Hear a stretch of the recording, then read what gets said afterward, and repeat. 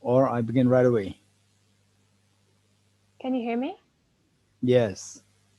Yeah, just to say thank you so much for coming again and to welcome you and everybody here. Thank you so much.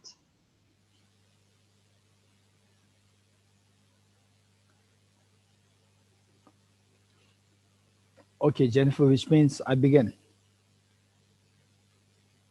Yes, please. Okay. Um,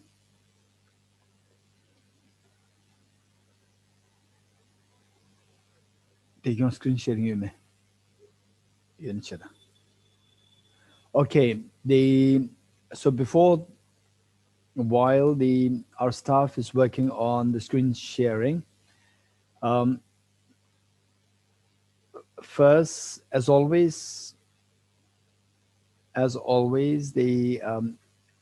whenever we engage in a virtue, a particularly more systematic virtue, like the classes, and then the meditation in session and so forth, setting a proper motivation plays a very important role.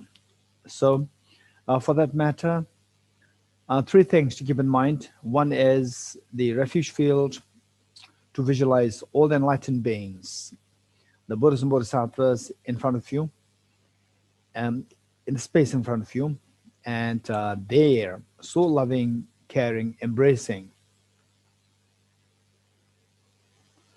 And Bodhichitta field, visualize your two parents, all the family members, including your children, and everyone around you, all sentient beings around you, leaving none aside.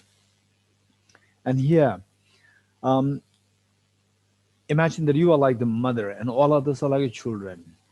And the children meaning that not knowing how the psychology works, not knowing the ontological reality of the philosophy, and thereby suffering immensely in samsara. So, with this awareness, you feel so compassionate, loving, caring towards all these beings. And the purpose of our class today and tomorrow, the next 2 days, is to awaken the seed of perfection, the Buddha nature within us. We all have this seed of perfection. It is by cleansing the mental defilements that you transform the world around you to see everything is divine, and that way you can be of utmost the potential to benefit all the beings. So with this mind, skin sharing,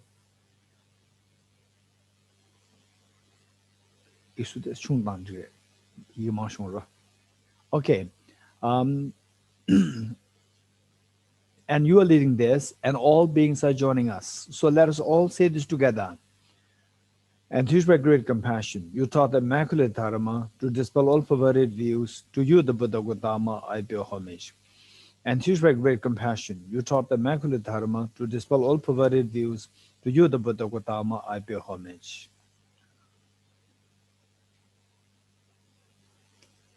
Yeah, kya tha? I go for refuge until I'm enlightened to the Buddha, the Dharma, and the Sangha. By my accumulations of the practice of giving and so forth, may I become a Buddha to benefit all sentient beings. I go for refuge until I'm enlightened to the Buddha, the Dharma, and the Sangha. By my accumulations of the practice of giving and so forth, may I become a Buddha to benefit all sentient beings. I go for refuge until I'm enlightened to the Buddha, the Dharma, and the Sangha. By my accumulations of the practice of giving and so forth, may I become a Buddha to benefit all sentient beings. Independent origination, there is no ceasing, no arising, no annihilation, no permanence, no coming, no going, no separateness, and no sameness. I prostrate to the consummate Buddha, the supreme among all teachers, the one who taught this peace, which is free of elaborations. I prostrate to the mothers of the hearers, the Bodhisattvas and the Buddhas, who through the knowledge of all leads hearers seeking pacification to complete peace, who through the knowledge of paths causes souls helping migrators to achieve the aims of the world, and who through the possession of omniscience helps subduers expound the varieties of teachings. The one who has transformed into the reliable guide, motivated by altruism to benefit sentient beings, the teacher, Sugata and protector, to you among frustrations. The one who has eliminated the web of conceptualizations and is endowed with the divine bodies of the vast and the profound, who eternally shines forth the forever noble light rays, to you, the Buddha, amid prostrations. Inspired by wisdom and compassion, today in the Buddha's presence, I journey the mind full awakening for the benefit of all sentient beings. Okay, this mantra is so precious. We'll recite it 3 times together, and join us in this the by singing this. Om ye dharma hetu prabhavam hetum tesham tathagato hyavatat tesham chayo nirodham evam vati mahashramanaye swaha. Om ye dharma hetu prabhavam hetum tesham tathagato hyavatat tesham chayo nirodham evam vati mahashramanaye swaha. Om ye dharma hetu prabhavam hetum tesham tathagato hyavatat tesham chayo nirodha evam vati mahashramanaye swaha. The meaning of the mantra: all phenomena arise from causes. The causes are taught by the Tathagata. The cessation of the causes as well is taught by the great seer. Profound, peaceful, elaboration-free, clear-light and non-composite. Such is the nectar-light dharma I've discovered. Finding no one who can fathom this teaching, in silence I'll return to the woods. Beyond utterance, thought, and expression is the perfection of wisdom, which is unborn, unceased, and has the nature of space, is the object of apprehension of self-realized wisdom. To you, the mother of the Buddhas of the 3 times of obeisance. All composite things are impermanent. All contaminated things are the nature of suffering. All phenomena are of the nature of emptiness and selflessness. Transcending sorrow is peace. The Guru is the Buddha, the Guru is the Dharma, likewise the Guru is the Sangha. The Guru is also everything wholesome. I go for refuge in the Guru. By the sound of the vibrant drum of Dharma, you liberate all beings of miseries. I beseech you to kindly remain and give teachings until the end of the expanse of billions of aeons. The Buddha does not watch the negativities of beings, nor does he remove their miseries by his hands. His spiritual realization is not transferred to them. It is by teaching the truth of the suchness that the beings are liberated. With folded hands, I beseech the Buddhas of all directions to shine the light of Dharma for all bewildered miseries gloom. If you're attached to this life, you are not a spiritual practitioner. If you're attached to samsara, you have no renunciation. If you're attached to your own self-interest, you have no bodhichitta. If there is grasping, you do not have the view. Heart Sutra Mantra, page 29, I think, or 31.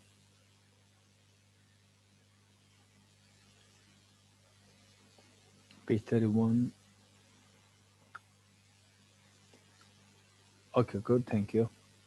I will recite this 7 times together. The meaning is Dhyatha. Dhyatha is here is thus. Gade Gade Para Gade Para Samgade Bodhi Soham. There are 5 steps given there. Gade, Gade, Para Gade, Para Sangade, Bodhi Soha. These 5 steps indicate the 5 paths to take us to Buddhahood. And of course the detailed studies, the what is the first part, second part, and what are the demarcating lines, what are the qualities that one achieves. All these things were studied separately. The point is that in essence, it is the inspiring us to remove our mental defilements, and then let this Buddha, let this seed of perfection, like the very crystal clear water, come out. Like the gold when mixed with the soil, remove the soil and the gold will shine. So this is how we become enlightened. We don't look for enlightenment from outside. It is right there within each one of us. And what we said the last 2 days, there's no difference between the males and the females. There's no difference between educated and uneducated. There's no difference between, I say, this ethnicity or that ethnicity. It's all the same. Everybody has the same the potential, they see the perfection. So with this confidence, we are to always remind ourselves that finally, say nobody can fail me. It is only I who can fail myself. When I underestimate myself, then that is the greatest failure. So with this awareness, my job is always do something to get rid of my defilements, and the purity comes out, that I become enlightened, where all my miseries will become zero and my happiness will become infinite. So this is reminded, this mantra. With this mind, let's say this 7 times together. Teo Om Gati Gati Paragati Parasamgate Bodhiswatyata Om Gate Gate Paragati Parasamgate Bodhiswatyata Om Gate Gate Paragati Parasamgate Bodhiswatyata Om Gate Gate Paragati Parasamgate Bodhiswatyata Om Gate Gate Paragati Parasamgate Bodhiswatyata Om Gate Gate Paragati Parasamgate Bodhiswatyata Om Gate Gate Paragati Parasamgate Bodhiswaha.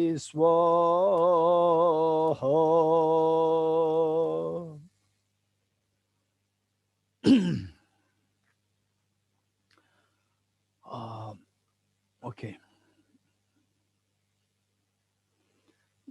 A continuation from where we left last yesterday. Yesterday, what we were talking about is the how to get rid of one's suffering and the fears. Finally, the what we said is that we talked about the five, say, the functions of the mind, 5 functions, and the fear, anxiety, and stress and so forth. They're related to the fifth mental function, which is the intent, the intention, or the say the intention. And this intention is determined by the feeling. Intention, whether to push somebody or pull somebody, that is decided by the feeling. If the feeling is pleasant, then you say the embrace. Whereas if the feeling is unpleasant, then you push.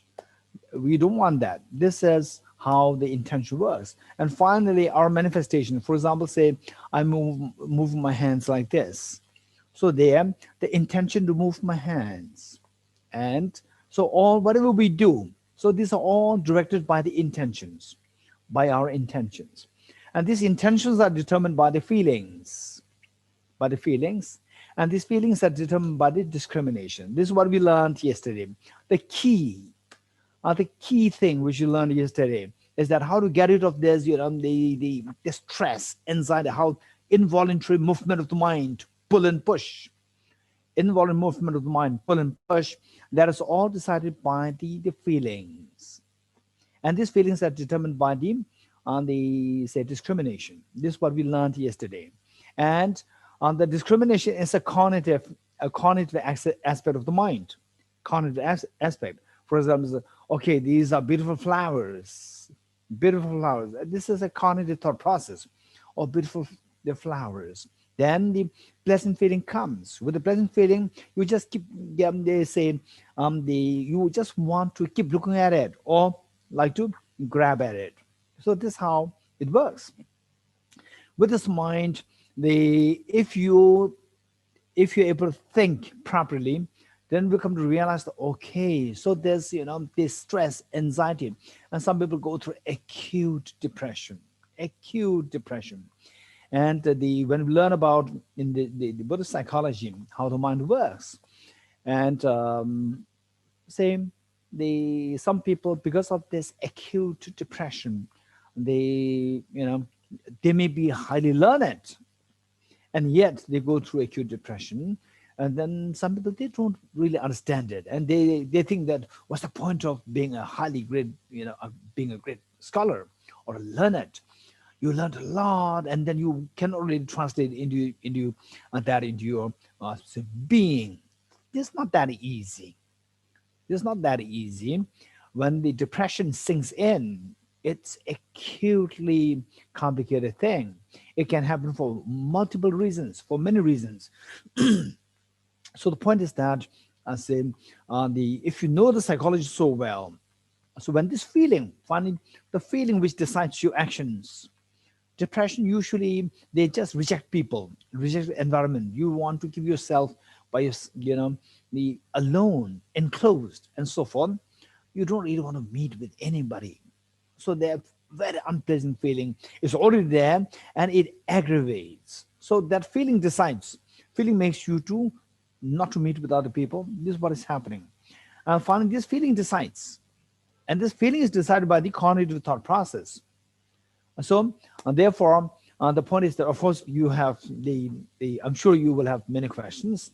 You can ask me questions in the end. Meanwhile, on the see the what we need to learn is that this if you can manage the cognitive thought process, then we can manage the feelings. Once the feelings for some you won't believe. Sometimes the people come to my office and saying that I have heart palpitation because of so much of mental stress, heart palpitation. Believe it or not, so what I'm saying is so efficacious. Saying when I talk to the person, and then I could see that the person literally the person had to go to hospital. And then when we talk, and I was just looking for what's the reason. And oftentimes we see that reason as more cognitive thought process. Cognitive thought process of oh something wrong has happened, and say the okay. So uh, instantly I try to make it very insignificant. This cognitive thought process is very insignificant, and then the person will get another perspective, another cognitive thought process. What is seen as so insignificant, no, what earlier seen as so significant, now seems as so insignificant. So that the same event is insignificant, not really for me to be bothered, not really for me to feel bothered or the feel so the unhappy, dejected, not really a big deal. And then instantly palpitation stops, meaning that there's the feeling of agitation stops, and the person, I'm feeling light now. Okay, so this all say the change in the cognitive thought process changes the feeling, and with the feeling changes, changing the feeling, then you just feel like embracing, feeling like okay, I like to be here. Okay, now it's fine. I don't really have to worry. Okay, this is so important. Now the key point is that the what we learned is that we have to change the cognitive thought process, which means that distorted cognitive thought processes give rise to unpleasant feelings. Distorted cognitive thought processes give rise to in some cases distorted cognitive thought processes. In some cases, very narrow-minded cognitive thought processes, very narrow cognitive thought process. In some cases, distorted cognitive thought processes, they give rise to unpleasant feelings. And unpleasant feelings make you to become very desperate and then go into stress, tension, depression, fear. and so forth. So the point is that the you may be since that we don't really have much time, so some of you may be asking what kind of distorted thinking. So the Buddha indicated four distorted thoughts, four distorted misconceptions responsible for giving rise to unpleasant feelings, right? Unpleasant feelings, and then which can manifest in the form of depression, stress, anxiety, and so forth. And these can make one to engage in take some drastic extreme steps, actions, intention to extreme steps. So the Buddha taught these four the misconceptions responsible for the unpleasant feelings. So you rectify these four misconceptions and your feeling is under control. And then thus your intention to act is under control. Okay. So you may be wondering what are the four misconceptions. So the four misconceptions, we already say the opposite of four misconceptions, known as the four teachings or the four correct cognitive thought processes. These are so important. I don't want to go into too detail into these. I'll just give you the brief, the highlight of these four, and then we will switch to the next part, which is the how to say after controlling the unhappy state or after managing your the pains, fears, and so forth. Then okay, now my fear is gone. Now my miseries are gone. Okay, what next? Now expand my happiness. So today is supposed to be expanding the happiness. Okay, the four misconceptions. Four misconceptions. The first, it would be good if we can study these what is known as what is put together, known as the four seals of the Buddha's teachings. The four seals. Four seals. The seals meaning say if a government seals a house, what does it mean? If a government seals a house, which means that nobody's allowed to touch it, nobody's allowed to alter it, alter whatever's with this building. So likewise, on these four teachings are what is seen as what is metaphorically seen like the house being sealed by the Buddha, saying that anybody who say for example, let's say the okay the Buddha's teachings,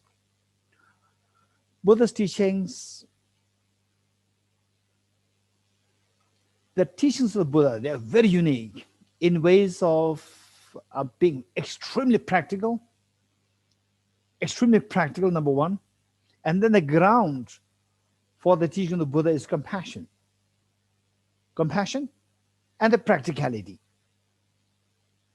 So this is what marks the Buddha's teaching: ground of compassion and the practicality. What is impractical, the Buddha said no need. Okay, in other words, many of the teachings of the Buddha himself made it very clear that the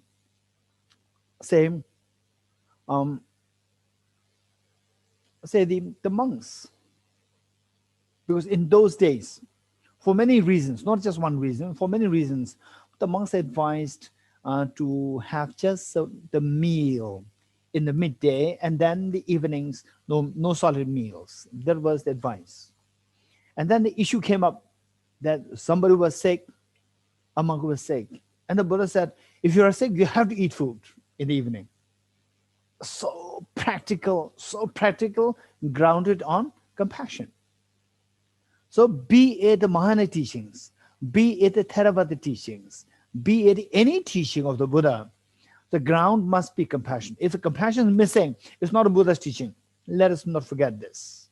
So with this in mind, on the Buddha's teachings, there are some of the Buddha's teachings. The Buddha himself made it very clear that these teachings are relevant to this particular place and at this particular time and to this particular person. But it may not be suitable to other people. It may not be suitable at other places. It may not be suitable at different times. In other words, he said that even my teachings can be adaptable according to time, place, and person. But these four teachings the Buddha gave, these he said that cannot be altered. Cannot be altered meaning that anybody who aspires to get rid of all the miseries, anybody who aspires to get rid of the miseries, there's no choice other than to practice these four teachings. If you don't practice them, whether you want to aspire a freedom from miseries or not, that's up to you. Whether you want to practice these four or not, that's up to you. That's up to you. But what the Buddha is saying is that if you want to get rid of all your suffering, and if you're very serious with this, okay, raise hands, those who are very serious. I want to, if possible, if there's a way by which I can get rid of all the suffering, I want to do this. Raise hands. That's amazing, all of us. Okay, if you want to get rid of all the suffering, then the Buddha said that there's no choice other than they practice these four lines, right? It's not that if you don't practice it, you'll go to hell realm. This is not what the Buddha is saying. What the Buddha is saying that if you want to get rid of if you want to become a Nobel laureate in physics, you have to study physics, right? There's no choice. You study biology and don't expect to become a Nobel laureate in physics. You study architecture and then you expect to become a Nobel laureate in physics. Don't expect that, right? If you become a Nobel laureate in physics, you have to study physics. If you want to become a Nobel laureate in physiology, you have to study physiology. Likewise, if you want to be liberated from samsara, or in order to make it very simple, if you want to get rid of all the loss of freedom, if you want to achieve the total freedom, then these four things have to be practiced. If you don't practice these four lines, you cannot be freed. Whether you want to practice, not practice, up to you, right? It's not that you have to do it. If you don't do it, I'm saying this. If you don't do it, you will go to hell. This is not what the Buddha is saying. You want to do it, not do it, it's up to you. Buddha is very practical. What the Buddha said is that you are the master of yourself. You are the master of yourself. Who else is there as your master, right? If you don't follow me, you'll go to hell realm. If you follow me, I'll take you to the heaven. No, this is not the point. The point is that if you want to be freed from all suffering, then practice these four lines. If you don't practice the four lines, we can't do anything. So the one stanza which we read already, the Buddha does not wash the negativities of the beings, nor does he remove the miseries of the beings by his hands, nor does he transfer his spiritual realizations on the followers. It is only through giving the direction, teaching the truth, that the beings are liberated. You're getting it? So there, the Buddha said that all our problems, they're related to the ignorance, distorted the discrimination, a distorted cognitive thought process, which is responsible for giving rise to unpleasant feelings, which is responsible for, the going for the wrong approach of the intention to reject others. So that the moment you reject others, you are creating a barrier between you and what will be rejected. That barrier is created, you are imprisoning yourself. What is prison? Prison means that you are in an enclosed place where you cannot go outside. So you're creating a wall. You reject, there's something to be rejected, and then you who is rejecting. There are two things. You're creating wall. You are creating prison. That is samsara. That's the loss of freedom. So therefore, this is all happening because of the distorted cognitive thought process. And the Buddha said, how to remove this distorted cognitive thought process? How to fix it? Fix it by, distort it, undo the distortion. How to undo the distortion? What does mean by distortion? Distortion is the ignorance, which does not see the reality. How to fix this ignorance? Ignorance is like darkness.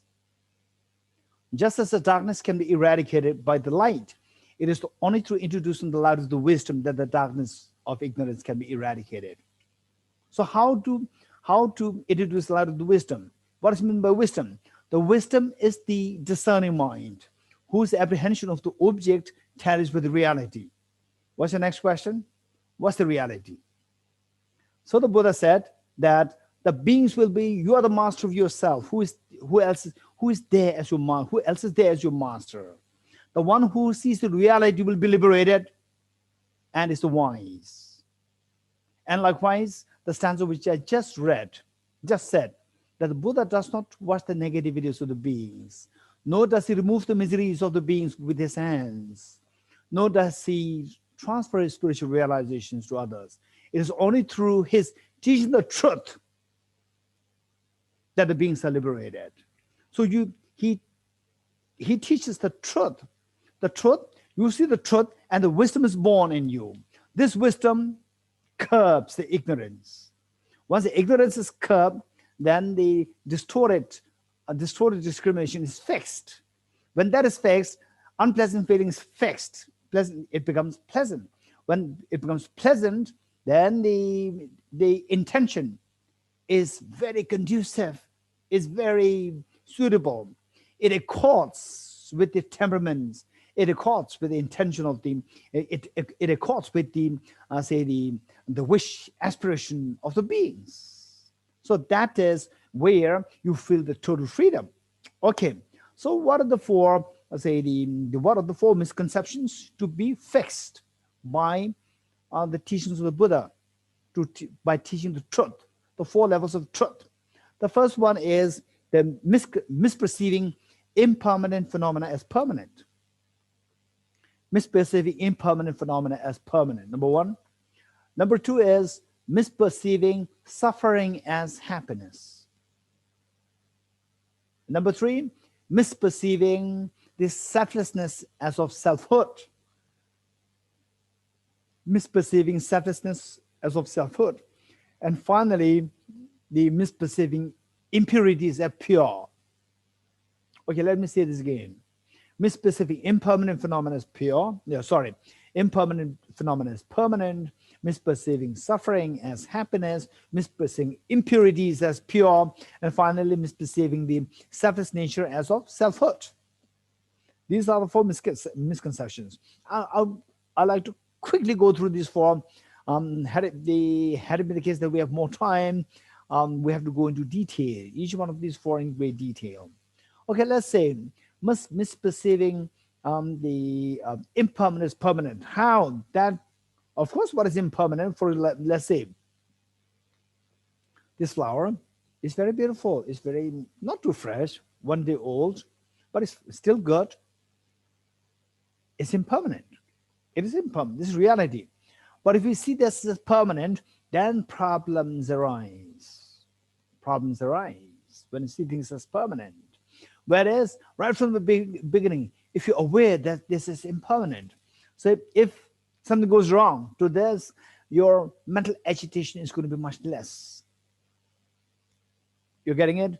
And sometimes, let's say that how many you have seen, or how many you have watched on television, or how many you have heard about the whole town disappeared. Whole town, whole city disappeared. Anyone? Anyone? No? That's interesting. Huh? Huh? Retundup? Retundup? You heard about that? You have seen that? Yes, I've seen. Yes, Okay. there's a village that has disappeared in one night in my province. One A slight of night. land. Exactly. Yeah. Yes. Overnight, the whole village is Mhm. gone. Whole town gone. Very scary. You're getting it? So in fact, for me, let's say, for me, so in my place, there's a row. It's a street actually, like a shopping, not really complex. It's a shop. The shops all on the street, and my sense of direction was terrible. I was in my place. I was put up in my place. Already I was there.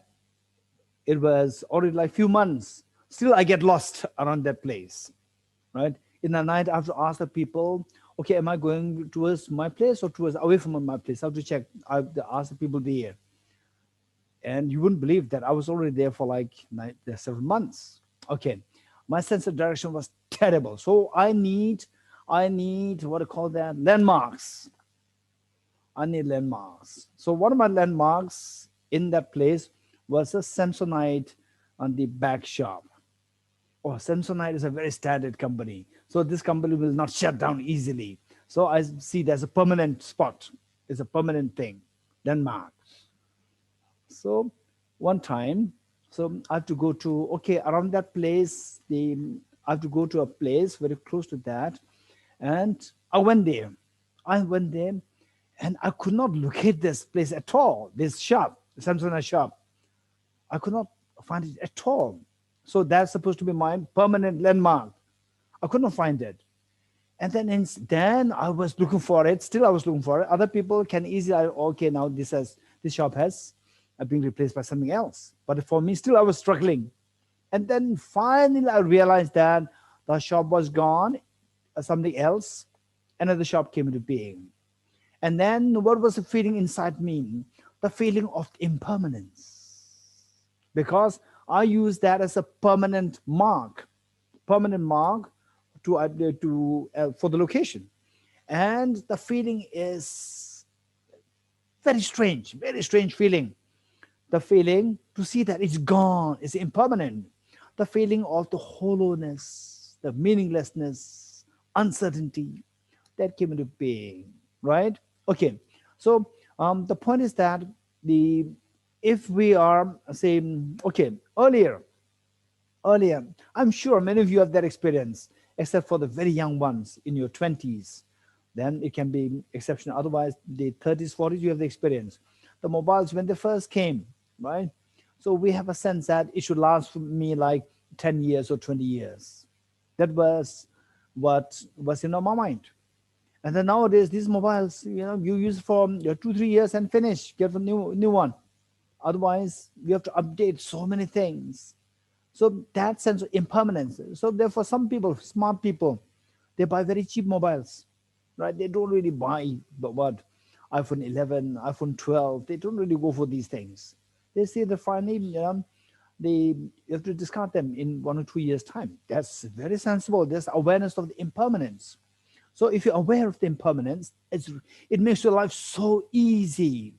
One thing is that we become so ambitious.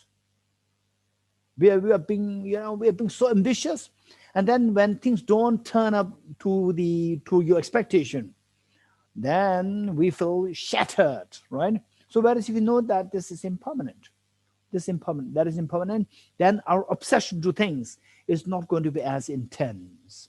And then say loss of near and dear ones. This is a shocking experience. Shocking experience. Okay, I don't want to go into too detail this because we have still another topic to cover. Okay, so the impermanence, to see impermanent thing as impermanent, this is extremely helpful. Initially, the initial meditation can make you a little feel low. When you see things as impermanent, you start to feel a little low. And then when you stabilize in this experience, then you see that your life is in fact so beautiful. Your life is so, what do you call it? I'll say it's very easy. Life is very easy. When something, something goes wrong, you're not agitated. It's fine, right? Okay, my glass breaks. What? Whole village can disappear the next day, right? Whole village can disappear. So what is this glass? I don't really have to worry too much. Try your best not to break the glass, but if it does break, it's fine. It's impermanent. The very nature is impermanent, right? Whole village disappears. Whole town disappears. So the one time I read somewhere that overnight, the whole town, there was a flood, and that town was submerged under the water. Then everybody, somehow they were evacuated, for sure. Many might have died. But then the whole town, huge town, just submerged into the water overnight because of the flood. And then it took like several years that the drought happened and the water disappeared. And the whole town was like a ghost town, right? And then one very elderly man, he was living there. Because of the reminiscence of the nostalgia, sense of the connection. He just moved again back to his own place. Otherwise, the whole town was empty. Yeah. So these things happen. So this makes our life so easy, so easy. Okay. And okay, there are many more things to share about the impermanence, but okay, let's keep it there for the time being. Then second one is misconceiving the suffering as happiness. Misconceiving suffering as happiness. Okay. Um, so maybe for us, right, we might have, you might have your own personal experiences. Like for example, say you do something, and then you invest so much of time, energy, resources, and so forth, and then finally it ends up with the say the something which you cannot really you manage, and it turns out to be a big problem. Okay, let's say I'll give you one example, and you try to relate this with your own life experience. So these things actually, these are what the Buddha, whether you call him an enlightened being, whether you call him a extremely wise, extremely intelligent and wise to see the world, and then put them in these formulas. It's amazing. These are actually not that he dictated and then these started to happen. No, these things were happening before he was born, right? Impermanent things. And seeing impermanent things as permanent, problems of creating, problems coming to being. Before the Buddha was born, this was happening. So he summarized all these things, the life, how the life problems come into being. Through what? Through these four distortions. Okay. So seeing there was the family, a well-off family, very good family, and the young boy, the had a son, and a son on the okay, actually I will skip this story, right? So some of you already got this message that it was the ascribed to His Holiness the Dalai Lama as the author of that the saying.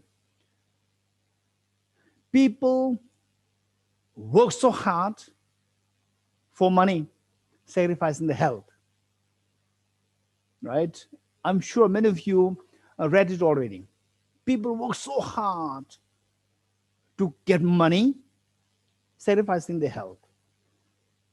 Then, finally, when they become sick, they sacrifice their wealth to get the health.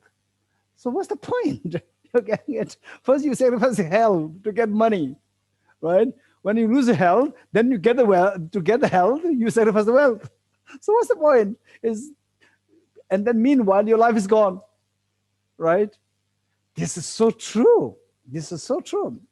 So seeing that, oh, if I get money, sacrifice health, then this is the happiness. Actually, it's not happiness. When you actually get the money, when your health is gone, then you realize I'm wrong. Which means that what you earlier saw, your earlier perception was seeing the suffering as happiness. This suffering. And finally, when you get sick, the money you earn for all these many years, 30, 40 years, in one surgery is gone. One surgery, all the money is gone. You become totally bankrupt, zero, right? One surgery, all the efforts gone. And why did you go to surgery? Because I lost my health. Why did you lose your health? Because I worked so hard for the money, right? It's also like you work so hard so that you are accumulating money to be given to the doctors, right? So this is totally insensible. So viewing the suffering as happiness. This is what is happening. This is what is happening. Overall, it's very simple. So what we do is that the things that you have started, things that other people started, when you start something, you are expecting some good things to happen. You're not, starting something so that I will have the suffering, right? Or today I'm so excited, I'm looking for the anger today. Nobody looks for it. Nobody's looking forward to that, right? But that happens. When that happens means your earlier calculation was wrong. What you earlier saw as happiness was not really happy. It's suffering, it's miserable. Okay, this also has a lot to think about, lot to discuss. I'll leave it here. Then the number 3 is very important. Number 3, Okay, skipping number 3, we'll skip to number 4. Viewing the selfless nature as a selfhood. This is so important. Okay, I'm going to touch briefly today, and the main will be discussed tomorrow. Viewing the selfless nature as of selfhood. What does it mean by that? This is so important. Finally, I'll say the why we are discussing all these things. Yesterday's topic and today is how to get rid of your miseries. And in the first place, what does it mean by miseries? So what we yesterday what we did was that we tried to in a way, whether you convince or not, this is a different story for the time being, because within a short span of time we can't really be fully convinced. The point is that we have to study more extensively. This will help us. So what we learned yesterday was that the misery, what is suffering, what is misery? Misery is a loss of freedom. Okay, and anybody just give me an example of misery from your point of view, particularly misery or the suffering which you have been through and which you really don't like, right? Don't say that, okay, all the miseries. Don't say like this. Don't generalize. Just say something which you experience and which you don't like. Okay, anybody, very quick, raise your hands. Okay, Susanna, Ho, unmute. Seeing violence and abuse and you can't do anything about it. Okay, that the feeling of the helplessness, the misery of the helplessness, seeing the violence and abuse, helplessness that you can't do anything. Okay, very good. Susanna, thank you. Yes, anybody else? Subhashini ji? Subhashini ji? Unmute. I have to Yes. unmute. No, perfect.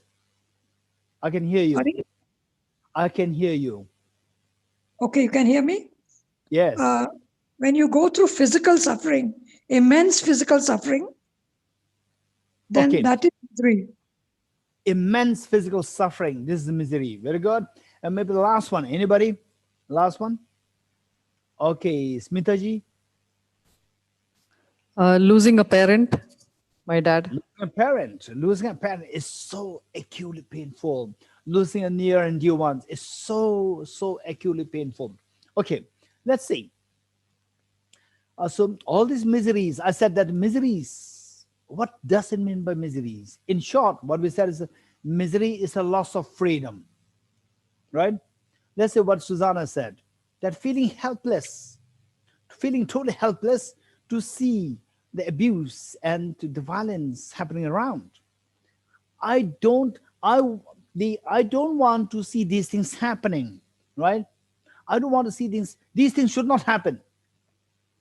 And yet I don't have the freedom not to have these things from the happening. I don't have freedom. You're getting it? Whereas she wants a freedom that this should not happen. And you say that Susanna says that this should not happen. Abuse, violence, domestic violence, all this violence should not happen. And everything stops. This is what she wants. But she doesn't have that freedom, right? So she feels opposite of freedom. That is the helplessness. Helplessness is a very proper, say the precise understanding of the no freedom, lack of freedom. Okay, and then what the Subhashini ji said, that the acute physical pain. You don't want the physical pain, you want the physical comfort. You don't want the physical pain. You do want it, but you don't have the choice not to have it. You don't have the choice. You don't have the freedom not to have it. That's lack of freedom. And again, let's say the, who's the third one? Okay, loss of the near and dear ones, loss of the mother, loss of near and dear ones. Everybody wants to be surrounded by, people, loving people. And particularly, for example, say I'm sure each one of us, we have our own experiences. When I think I was aged like, what? Okay, one of my friends, Now he passed away. When he was in his 50s, he was already in his 50s, and when I met him, he was just totally like disoriented. And he told me that very clearly, that now I don't know how I'm surviving. He said, and it's what happened. I lost my mother. And it was extremely shocking experience for him because he loved his mother so much. And he said that I saw I was holding the mother's head in his laps, and then she breathed her last. And then he saw the mother's body being cremated, and he could see the ash. Then after that, he started to feel whole world is just meaningless, totally hollow, shallow, meaningless, gloomy. He just operates. Operates just like like a machine going there with no feeling, the hollowness inside. This was what he described, and he said that whenever he saw anybody walking, he could literally see like a bunch of ashes walking, because he saw her mother, who she loved so much, turned into the ash. So this was the pain that he was going through. Okay, likewise, I went through the pain of losing near and dear ones. Yeah, so most of us, we had that experience. So the point is that nobody wants that to happen, but we don't have the choice not to have, not to see that happening. You're getting it? Again, the lack of freedom. So finally, if somebody were to ask you, what does mean by suffering? What does mean by miseries? It is the lack of freedom. And lack of freedom has various levels. Okay, so the point is that the lack of freedom is suffering, and lack of freedom has many layers. Okay, let's say that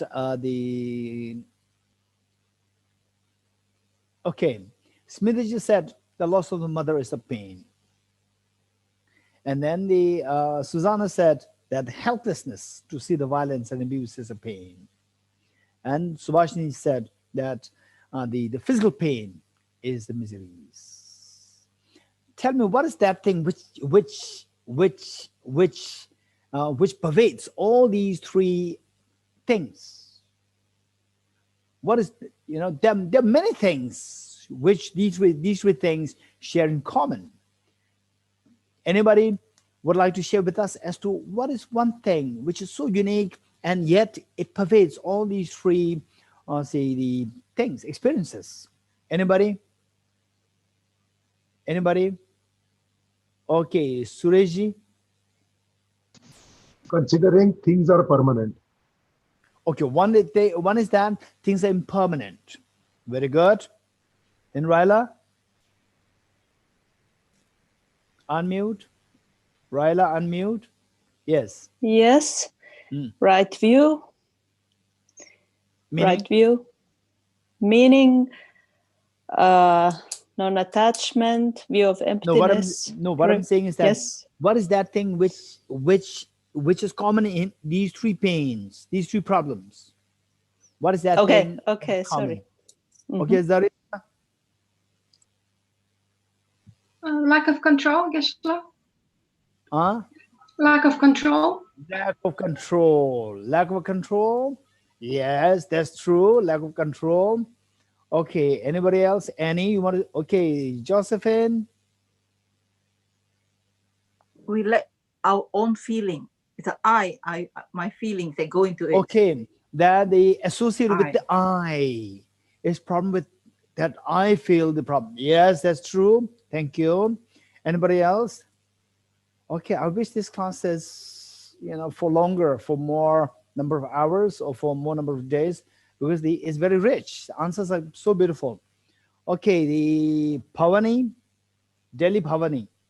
Yeah, I think ignorance is something which is common in between all the 3 points, because all these three things, the ignorance spreads across these three things. Okay, so that is a little more complicated, but it's a very good the intellectual discussion, the ignorance cuts across these three experiences.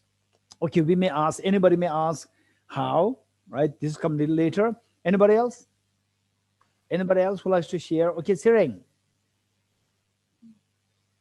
Sireng? Yes, Sireng. It's attachment. Okay, there's a sense of attachment there, right? There's a sense of attachment there. Okay, yes, that's true. Okay, okay, maybe last, Ryla. Losing their freedom.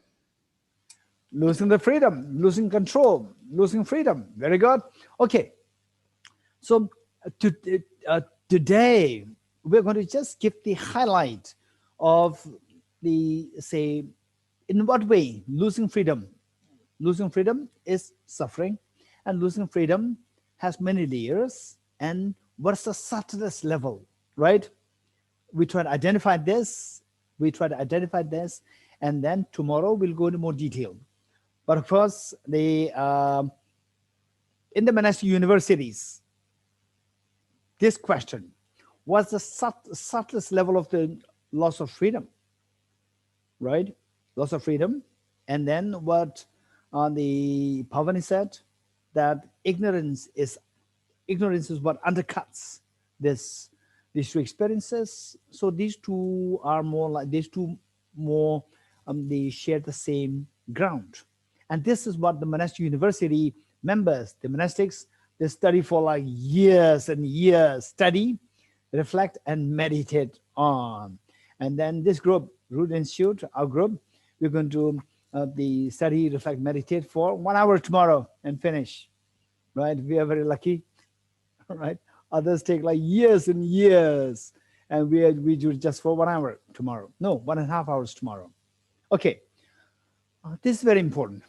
So I like to give, to lay the ground for tomorrow, say I like to give one simple example. Let's say that okay, today is your birthday. No, let's say you're fast asleep and you're dreaming, and in your dream, your mother comes with a birthday gift, the birthday cake. And then in your dream, you were fast asleep and you wake up, you see that the mother's holding a birthday cake. Are you happy or not happy? Yeah? Happy birthday to you, Smitaji. Happy birthday to you, Elroy. Happy birthday to you, Retukten, right? Are you happy or not happy? Hey, not happy. Huh? Annie, not happy? Huh? Very happy. Very happy. Okay, we are very happy. And then you say, right, then you accept the cake, put it down, you hug your mother, right? While you hug your mother, the cat jumped over the cake, right? Cheesecake, the cat jumps over the cheesecake and topples the cheesecake. Then what happens? You become so angry, you chase the cat. And then the cat is faster than you, and then you fall off the steps and you are injured, right? And your father comes, oh, don't worry, I have the second cake. Are you happy, not happy? Very happy. Okay, happy, not very happy as the first one, right? So I gave you three of the three episodes. The first, your mother gave you a surprise gift, cheesecake on your birthday. Very happy. Then number two, the cat jumps over it and then topples it, and the cat runs, and you chase the cat, and then you fall and you are injured. Number two. Then number three, your father comes to rescue you, help you, give you iPhone 11 on top of the cheesecake, right? You're happy, right? Okay. And then they say number four, that your mother wakes you up. Your mother wakes you up. Okay, 4 episodes.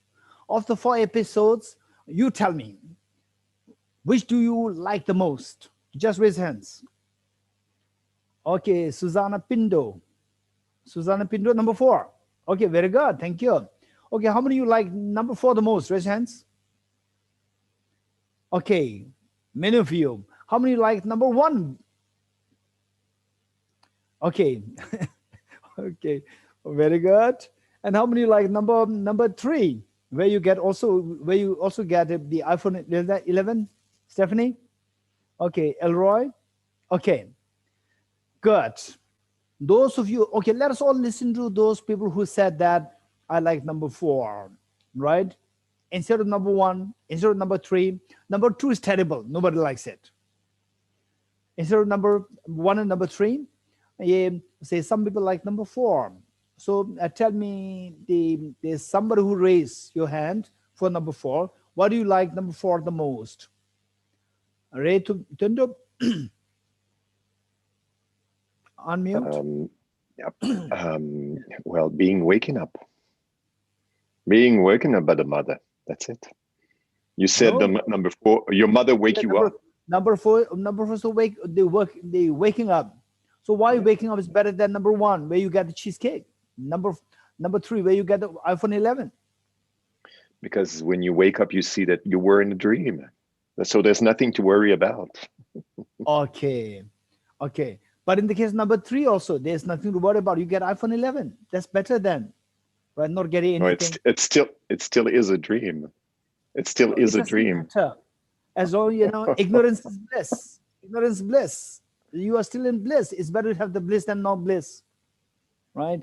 Okay, Susanna Pinto, why? Why do you like number 3? Why? So to number 4, when you say number 4, you like number 4, you are seeing some problems with number 1, 2, 3. You're getting it? Yes, they are. Number 4, you see some demerits in number 1, 2, 3. So tell me, what is that demerit? They are illusions. They are desires. What's the problem? Don't be scared of desire. Don't be scared of illusion, right?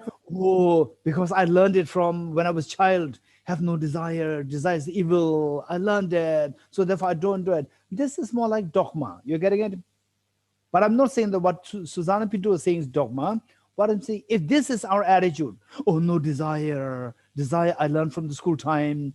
When I was baby, I learned from a mother that desire is bad, right? Illusion is bad, right? Okay, so if this is our attitude, then it may not be too healthy. But Susanna Pinto might have a different answer. What's the different answer? If you have, tell me. If you have. If you don't have, it's fine. Okay, anybody else? Oh, you can't hear me? Can you hear me? Can you hear me? Okay. So anybody who said number 4, raise hands. Number 4, who said number 4? Number 4, number 4, okay, let's say, okay, Mrinalini. What do you see? What's the problem do you see in number 1, 2, 3? Number 2 is fine. Number 2, everybody sees problem, right? In all, I was suffering. So when I was woken up, I felt relief. That Nalini, keep in mind. Yes. Okay, Mrinalini, keep in mind that number one, you are hugging your mother. You're getting it? I'm not suffering. I'm so happy. Thank you. And the number 4, those people who are addicted to iPhone 11. This is lucky that the cat jumped over over the cake. Otherwise, I will not get this iPhone 11. You're getting it? But there was a push and pull. So when I was woken up, I felt relief. No, this pull is very nice. Right? The cheesecake pulls you. That's nice. Okay, anybody? What's the problem that you see in these 3 things? The first, the second, and third. Okay, Pavani? I feel that this dream was illusion, and this shows impermanence. So what's there? So they don't be scared. Don't despair. Don't feel scared if it's illusion. We deliberately go to watch magical illusions, right? We deliberately go to enjoy the magical illusion. What's the problem if it is illusion? What's the problem? Anybody? Anybody? Okay, anybody? Okay, Charu? Yes. The problem with illusion is that it's not reality. What's the problem? Even if it's not real, it's fun. Even the illusion is not real. You go to watch the magical illusion. These are not real. Illusion has miseries. No, then why people are going to watch the illusion, the magical illusion? Okay, anybody? Okay, this is a problem. Okay. Okay, any new hands? I don't see any new hands. Okay, there, Irina Stinfield. Hello, Geshe. I think the problem is that you're not aware that it's an illusion. You are in an illusion, but you don't realize it's an You are an in illusion, but you are not aware that you're in illusion. What's the problem? Yes. That's bliss, right? Say, for example, some people, they were telling me sometimes, they tell me, okay, we should be very realistic. We should be very realistic. So why I am, bringing these questions up is not to challenge anybody, but to tell us that we should be very realistic. Realistic means any questions can come. And if these questions challenge you, if you feel challenged that I don't have the answer to this, then you have to think more. This is how we grow. You're getting it? So the question was that just last night, some of my friends, they were calling me saying, oh, Geshe, be very careful. There's now almost like a war happening, Pakistan and India, war happening. They are talking about throwing bombs on India. This was what was told me. I said, don't watch the television. I said, don't watch the television. But this is a fact. I said, sometimes it's better to live in ignorance. Ignorance is bliss, right? I'm in bliss. You are in worry because you watch television. I don't watch television, so I am blessed, right? I have many things to do. This will not be interrupted. I'm blessed. Nothing will happen. Don't worry. Tomorrow, both of us will wake up properly. Don't worry. I said. So what I'm saying is that I say, what's the problem? If you don't realize the illusion, what's the problem? Okay, Shantila. Yeah, Geshe, basically, you don't have control, and bliss is not stable. If you think of the cake and all, you cannot bring it on when you want. You don't. Basically, you don't have control to maintain your bliss or happiness. Okay, how do you? Okay, the cake is impermanent. That's fine. So, for example, this tea, I know that it's impermanent, right? Just I enjoy it. I enjoyed. I know that it'll not last long. If it lasts long, I'll feel so bored. I need change. You're getting it? I need change. So the people say that the politicians, they say we need change. You're getting it? So people crave for change, impermanence, right? Okay. So the next question is loss of control. What do you mean by loss of control? So the key thing, that is the key thing. But the thing is, how in the first three cases, there's an example. These are the examples of loss of freedom, loss of the control. Whereas in the fourth, there's the control gained. Okay, this is important. Now my point to you is, okay, ready? Okay. How many of you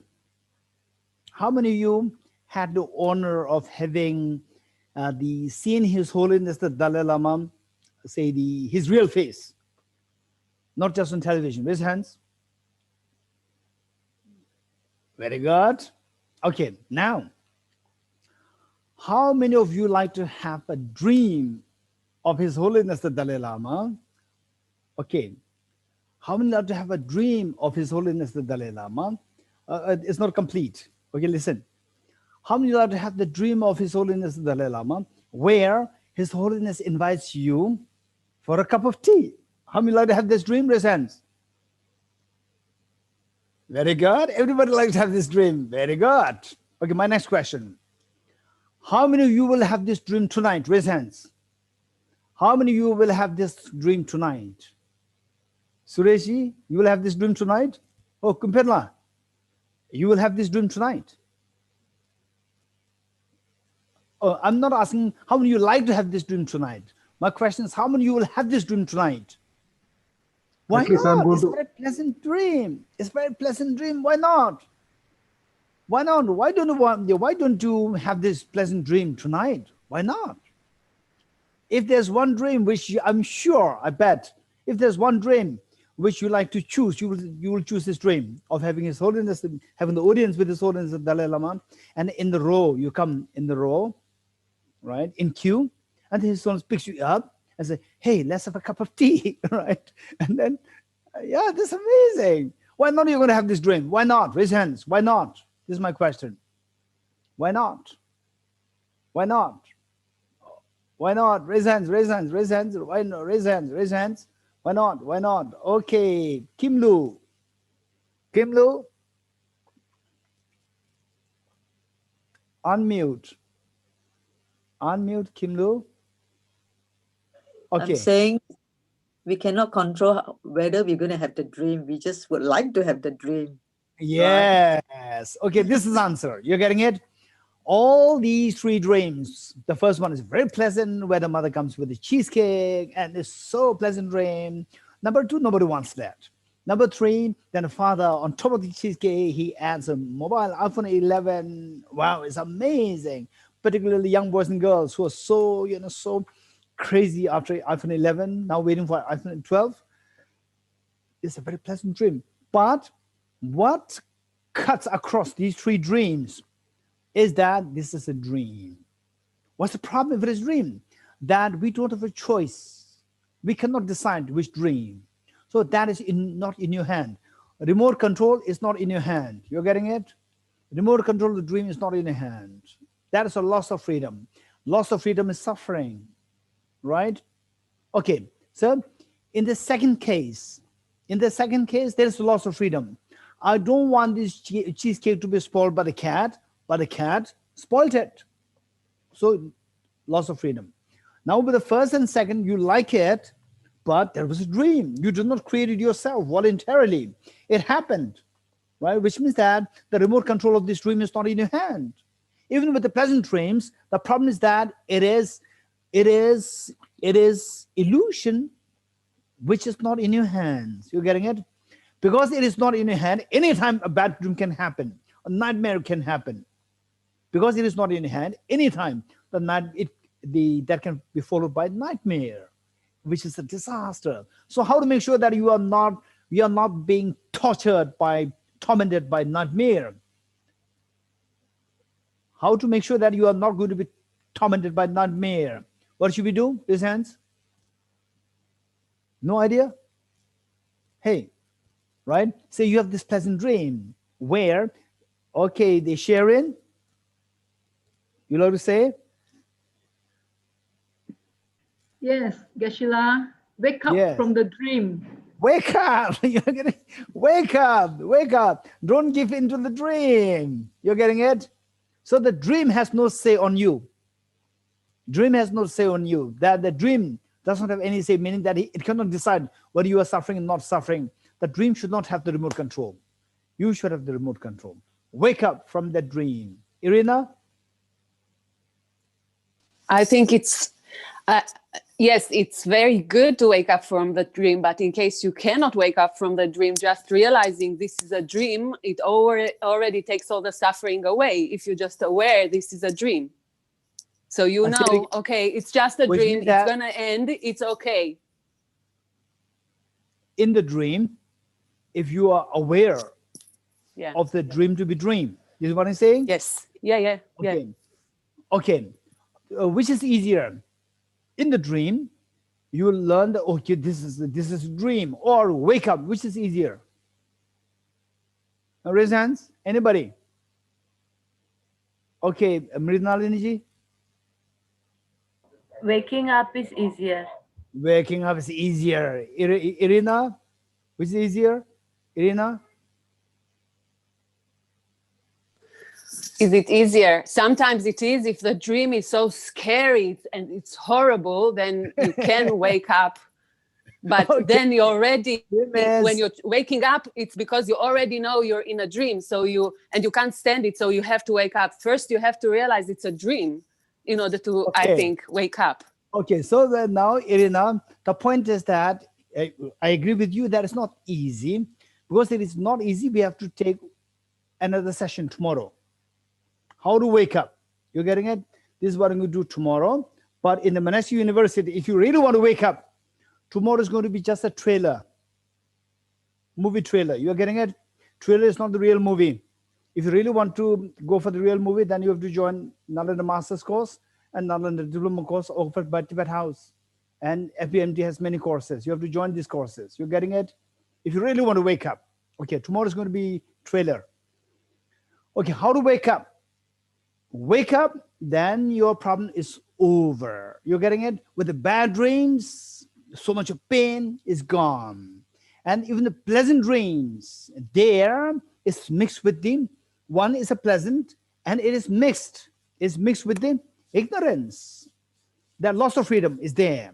That this dream, pleasant dream, is not created voluntarily by you, right? This dream decides on its own, and then anything can come in the next dream, right? Nightmare can come in the next dream. Okay, so there's a loss of freedom. The pleasant experience and the loss of freedom, these two are mixed. Therefore, it is known as contaminated happiness. Pleasant dream is happiness, and the loss of freedom is there, mixed. Loss of freedom is contamination, and the pleasantness is there, that's the happiness. So the contaminated happiness. Okay, so what do you want? What do you want? You want contaminated happiness or uncontaminated happiness? How many want? How many seriously want uncontaminated happiness? If there is something known as uncontaminated happiness, raise hands. Very good. For that, any experiences should not be defiled by the contamination of the loss of freedom, right? So you have to dissolve this dream. You have to dissolve this dream. You have to dissolve this dream, right? Gain the freedom. Take the freedom in your own hands. So this, how to wake up. How to wake up, this is what we're going to do tomorrow. Okay, so that's interesting.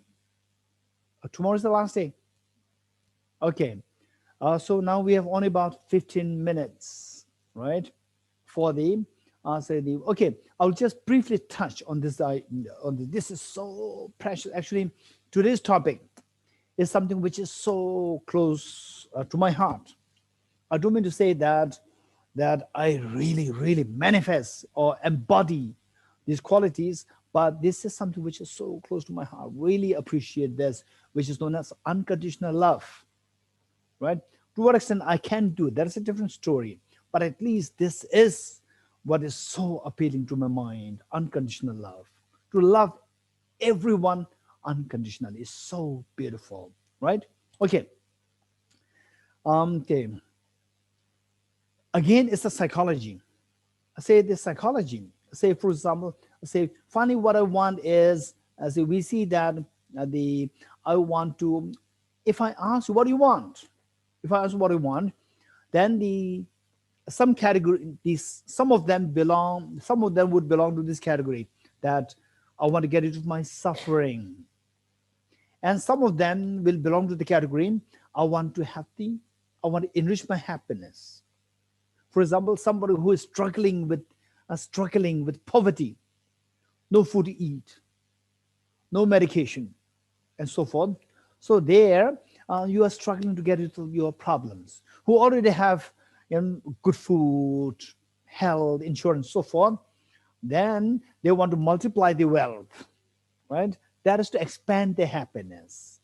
In other words, all what we are seeking, believe it or not, all what we are seeking, whether you are a boy, girl, educated and uneducated, believer and non-believer, Buddhists, Christians, Jews, Jains, Hindus, Muslims, it doesn't matter.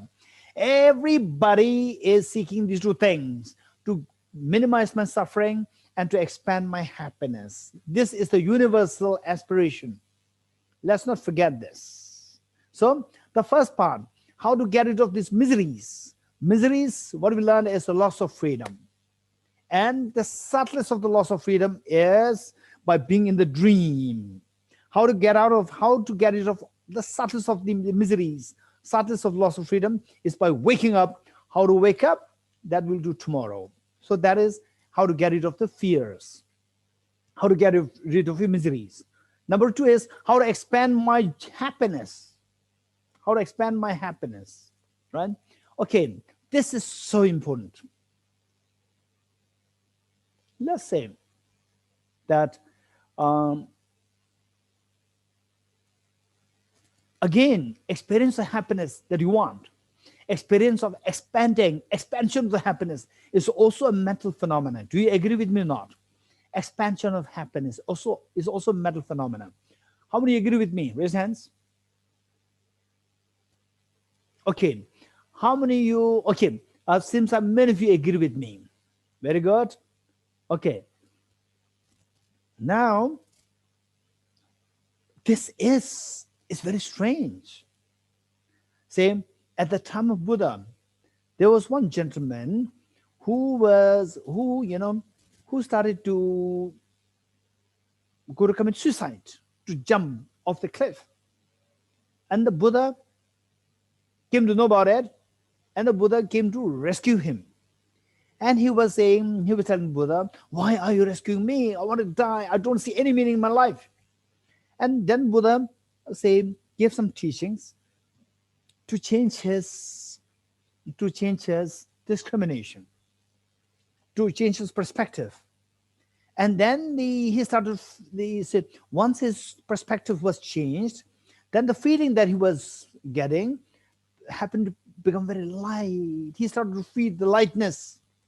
With the lightness, his perception changed, and he started to see the world very different.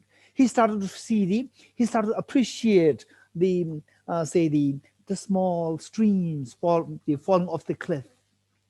He could appreciate the lawns, beautiful, the pastures. He could appreciate the openness of the space. Wow, this world is so beautiful. This is what he said. You're getting it? This is so important. How the psychology works. You change your cognitive thought process. This will change your feeling. Change in feeling will likewise again change the cognitive thought process. This is amazing. You're getting it? This is amazing. So the same thing, which seems as say for when things go wrong, back to back, when things go wrong. Okay, how many of you? Okay, it happened to how many of you? Raise your hands. That things go wrong back to back. Okay, I have this problem with this person also. I have to fight with this person. I have to fight with this person. I have a complaint with this, that, back to back. Everywhere I see that I find that now there's no place where, or there's nobody there I can turn to. Okay, raise hands. Sometimes, not necessarily always. Sometimes. That's true, yeah. Okay, when that happens, everything you look at, even this flower is, so improper, right? Even this flower, look at this flower, right? Today, if I look at it, it's beautiful. But when I'm going through the phase in my life, then even this flower is, why no blue flower there? Why only red, yellow, white? Why no blue flower there? Why not with a proper pot? Why they cut it? Right? Why they cut it? Why they don't put it in the middle? Why they put it on the side? If it's put in the middle, why not on the side? Because it blocks the view.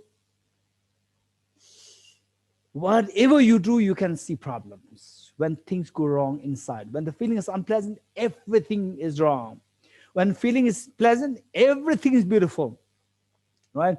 Even the flower there, when it's cut, it's beautiful. When it's not cut, it's also beautiful. When it's side, is beautiful. In the middle, is also beautiful. Right? And the fake flower is also beautiful. Real flower also beautiful. Right?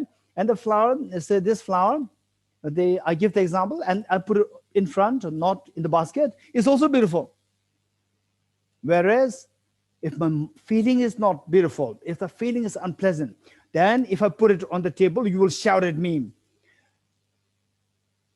Know how to put it back. From ready to take it, you have to learn how to keep it back, right? This is not the place. The table is not place. It should go back to the basket. Whereas if you're very happy, pleasant feeling is there, I put it on the table. Wow, Geshe-la, thank you so much. It looks so nice on the table like this. You're getting it?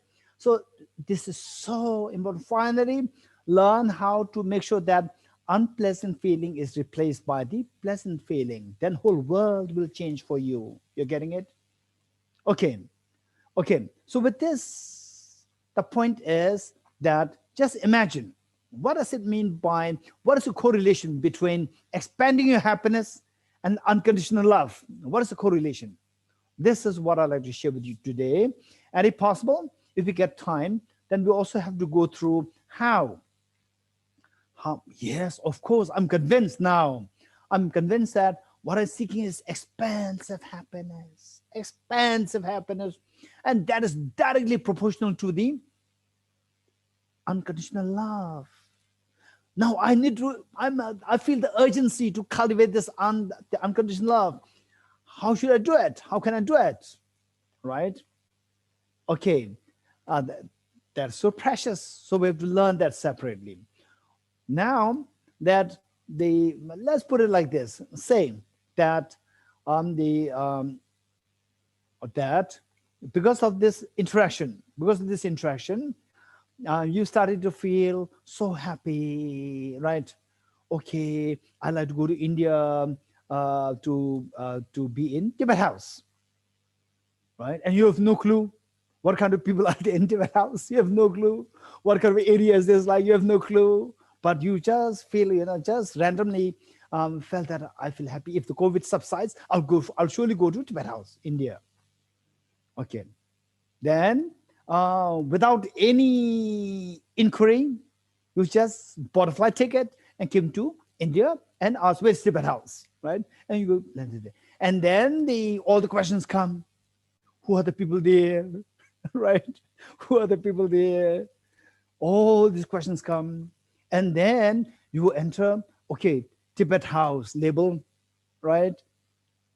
Entrance gate, Tibet house. You enter there, and the first person that you met, right? Okay, so can I meet your director, Geshe Dorji Tamji? Who are you? Do you have any appointment? No appointment, right? Then did you have a certificate for COVID-19? That you are negative? Do you have the certificate? Right? How dare you come here like this? Everybody's sick. Then you feel, okay, what happened? It's a wrong calculation. You're getting it? It's a wrong calculation. Oh no. Okay. So then then you start to inquire more. How many people are there? Are there all the people in Tibet? They're like this person who I met, right? Then somebody says, no, it's not always like this, right? You should also a little careful because it's COVID time. You should be a little careful. Then you inquire, okay, let's say there are like 1,000 people there. Let's say, we don't have 1,000, don't worry. 1,000 staff there. And of the 1,000 staff, and then you go there, and then you start to meet all the 1,000 staff, you see that there's nobody who you know. Okay, will you feel at home or not? You will not feel at home because they're all strangers. You're getting it?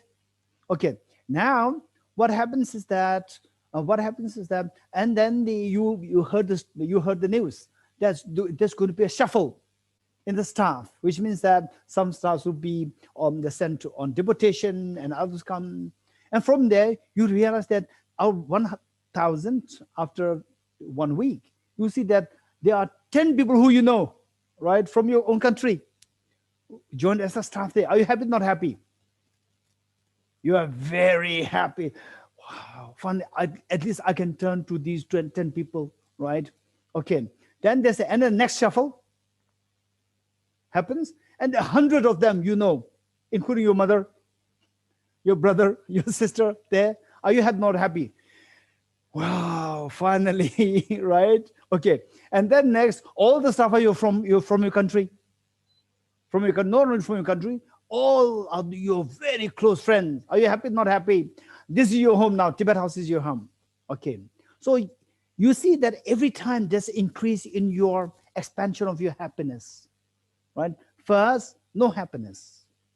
The second, 10 staff you know. Third, 100 staff you know. Then fourth, 500, 1,000. Then you see that everyone is your friends. Wow, it is you just look forward to enter into the Tibetan campus. Yes, no. Why? You have the most expansive happiness now. Why? Because your love reaches out. You could feel the love from all the people around. So this love, where you feel the love towards everybody with no condition, because all the people there, you love them. All the people there, they love you. You love them. So there's no one person to be said that this is exception, right? Provided he's not there, she's not there, then you love everybody. No, everybody in Tibet I love. Okay, so this is known as unconditional love. Unconditional love means that you love somebody, though you love somebody for whatever reason, right? So there's no specific reason which can steal your love towards that person. You're getting it? No reason can forbid you from extending your love and affection towards the people. This is known as unconditional love. When that happens, your love reaches out not only to 10%, but with infinite beings. When that happens, you are the happiest person. Okay, this is so precious concept. Whereas what we do is just opposite. What do we do is just opposite. Let's say that, okay, the COVID-19, then how will we get the vaccine, right?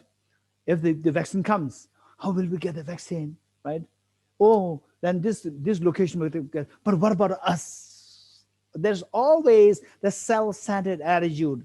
This one which creates the division, that I and you, this division is created. When that is created, you are creating a wall. And this wall imprisons you. This is what Albert Einstein calls as the optical illusion, which imprisons us. Optical illusion, which imprisons us. Okay, so now the question is whether or not, I'm sure your next question would be whether or not we can cultivate such unconditional love towards everyone. Okay, how many of you have this question? Or instead of this question, no, that's not, this is a nice, it's a, what do you call it? This is like idealism, right? This is like idealism. It'll not really happen. Okay, how many of you think like this? Raise hands. It's just idealism. It'll not really happen, right? I don't think it'll happen. Raise hands. It'll not happen, and I don't think it'll happen. These two are different. I don't think it'll happen. Raise hands. Okay, so there, what we need to do is that some people are overly positive. Overly positive meaning not knowing how, they said yes, it's possible. Some people, they're overly pessimistic, that no, it will not happen. So what is the right approach? The right approach is, okay, let us not say no, let us not say yes, but to say no is easy because it's no, that's till today is no, right? Till today is no. I don't have the unconditional love till today. Yes, no, right? Till today I did not succeed. So that we are already expert. We're already expert to say no. To say no, that is not possible, right? We're already expert. So we don't really have to, reiterate this. So now we just see if there's an alternative way. What's the alternative? Say, yes. Okay, let's say yes, it's possible, right? Okay, who's saying yes, who's possible? And some say yes, it's possible, yes, it's possible. And then you go there and ask, how? And they say, no, you have to be compassionate. That doesn't help. You're getting it? Be loving to everybody. Don't be biased. That will not help. You're getting it? Did you get my point? Simply because I say that, yes, it's possible. And then you ask me how. No, just practice compassion. How should I practice compassion? Always love everybody. Whatever you have, give everything. Then people start abusing you, right? And then you become even more frustrated, right? This doesn't help. So the point is that you should be able to ask the question, how is it possible? And if the other person does not have the answer, the person is what is known as unrealistically positive, right? To be positive, there are two. One is realistically positive and the other one is unrealistic positive. So what we should look for is, we should look for the realistically positive person who said the yes. And then when you ask how, then explain it that you're convinced. Okay, the next is how. You're getting it? Oh, what is the next? What is the next question? Hey, raise hands, somebody. Somebody raise hands. What I said is that yes, the 100% unconditional love towards others is possible. This is what I said. So what's your question? We have to learn how to ask the right question. What's that the question that you would have? Anybody? How? Anybody? Jennifer? How is it possible? How is it possible? I had the same question. How is it possible? The same question. Very good. So we have to learn how to ask the right question. Alexander. What do we need to do to make it possible? Okay, that's also a good question. Okay, Alexander is very positive, right? He comes with a trust. Okay, I sense that you have some solution. So tell me, what should I do to make it possible? Very good. Thank you, Alexander. Okay. Anybody else with a different question? Okay, if not, these questions are much more the same. How is it possible, or how can I generate it? This next question. What is the procedure? In other words, what's the procedure? Right? Some people, they said that you have to do it. Practice it and you'll get it. How to practice it? You're getting it? Same question will come. And many people, they don't have the answer, which means that they are unrealistically positive. You're getting it?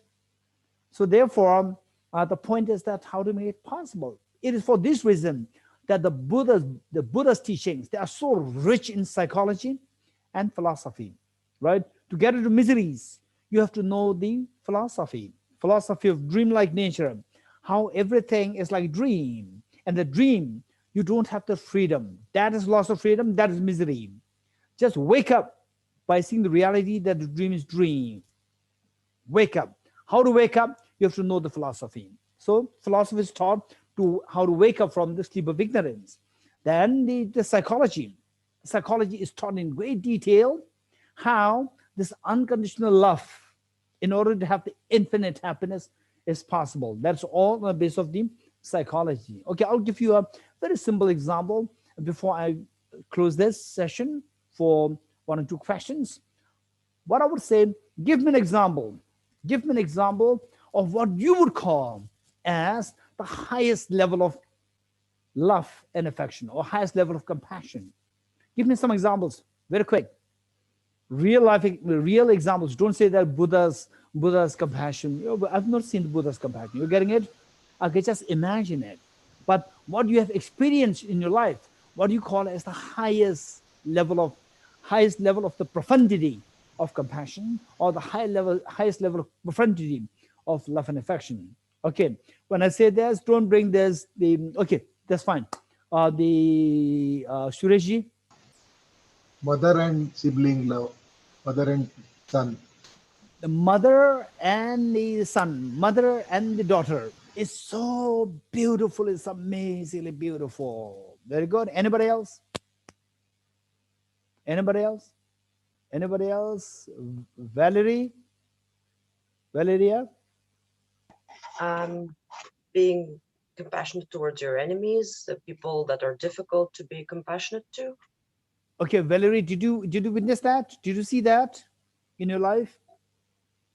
What I'm saying is, just give me an example of the love and affection which you have witnessed as the most subtle and the most profound. What you've experienced, not just the Charu you have experienced. Unmute, Charu, unmute. I think maybe Mother Teresa had that kind of compassion. Okay, let us not speculate. No doubt, I agree with you, Charuji, but I've not seen Mother Teresa myself, to be very honest. But I can speculate that her love it must be intense, but I've not seen that. You're getting it? What I'm saying is what you have seen in your life, what have you experienced in your life. Very quick, anybody? That is so precious. Okay, Siring and next Puja. Geshe-la, The love of Ama Zuzun Pemala to all the Tibetan children in TCB. Did you see that? Yes. Did you see the Amajizu Pamela's love to me? I mean, You are to seeing all the for the first time in TCB. your While life. I was sitting, while I You are was in seeing me for the first time TCB. in your life. Sitting? Yeah. Yes. You are seeing me for the first time in your life, right? Yes. Yes, you have. Yes, Geshe. You don't know whether I'm from TCB or not. You don't know that. You are getting I it? don't know. So we should be realistic. Only if you're realistic, only if you're very realistic, then you will, then the ground, you have found the ground. Once the ground is found, then you can stack the bricks. You can build the castle. Otherwise, everything will be just in the air. It will not help. Okay, anybody else? Okay, this girl, the young girl there, Pooja. Lama Zopa sent me something when I told him about my problem. I never seen him face to face. We never met, but just I wrote about my problem, and I'm in Australia. He was in US, and he went out of the way to send me some blessed water and mantras and things like that. That was so compassionate. Okay. You feel it. Huh? You feel it? Very good. Very good. Anybody else? Did you, this young girl, did you not feel the love from your mother? No, yeah, I do. So sometimes it happens like this. The real treasure of the mother, the real treasure of love is with you. You just take for granted. And you get a biscuit from your neighbor and you appreciate it so profoundly, right? Sometimes we forget the treasure. The treasure is just in your house. Anybody else? We should be very realistic. Okay. Deepika. Yeah. Oh, D. Yes, D. Okay, my own mother, after I had a big fight with her, I was wrong, and then she came and she spoke to me once, long time ago, and had given me, bonvita or something like that. I remember, and as if I hadn't shouted at her, and she forgot, or she pretended to forget, but she showed me some kindness because I was feeling like a fool after shouting at her. So Okay, you shout at the mother and you were expecting the mother to shout back at you. Instead of the mother shouting back at you, mother gives you love and affection. Mother gives you something to just make you happy. This is amazing gesture. Okay, yes. Very good. Thank you. Anybody else? Okay, Tang. Unmute. Tang. Unmute. Okay, once you unmute, she should come on. Tang.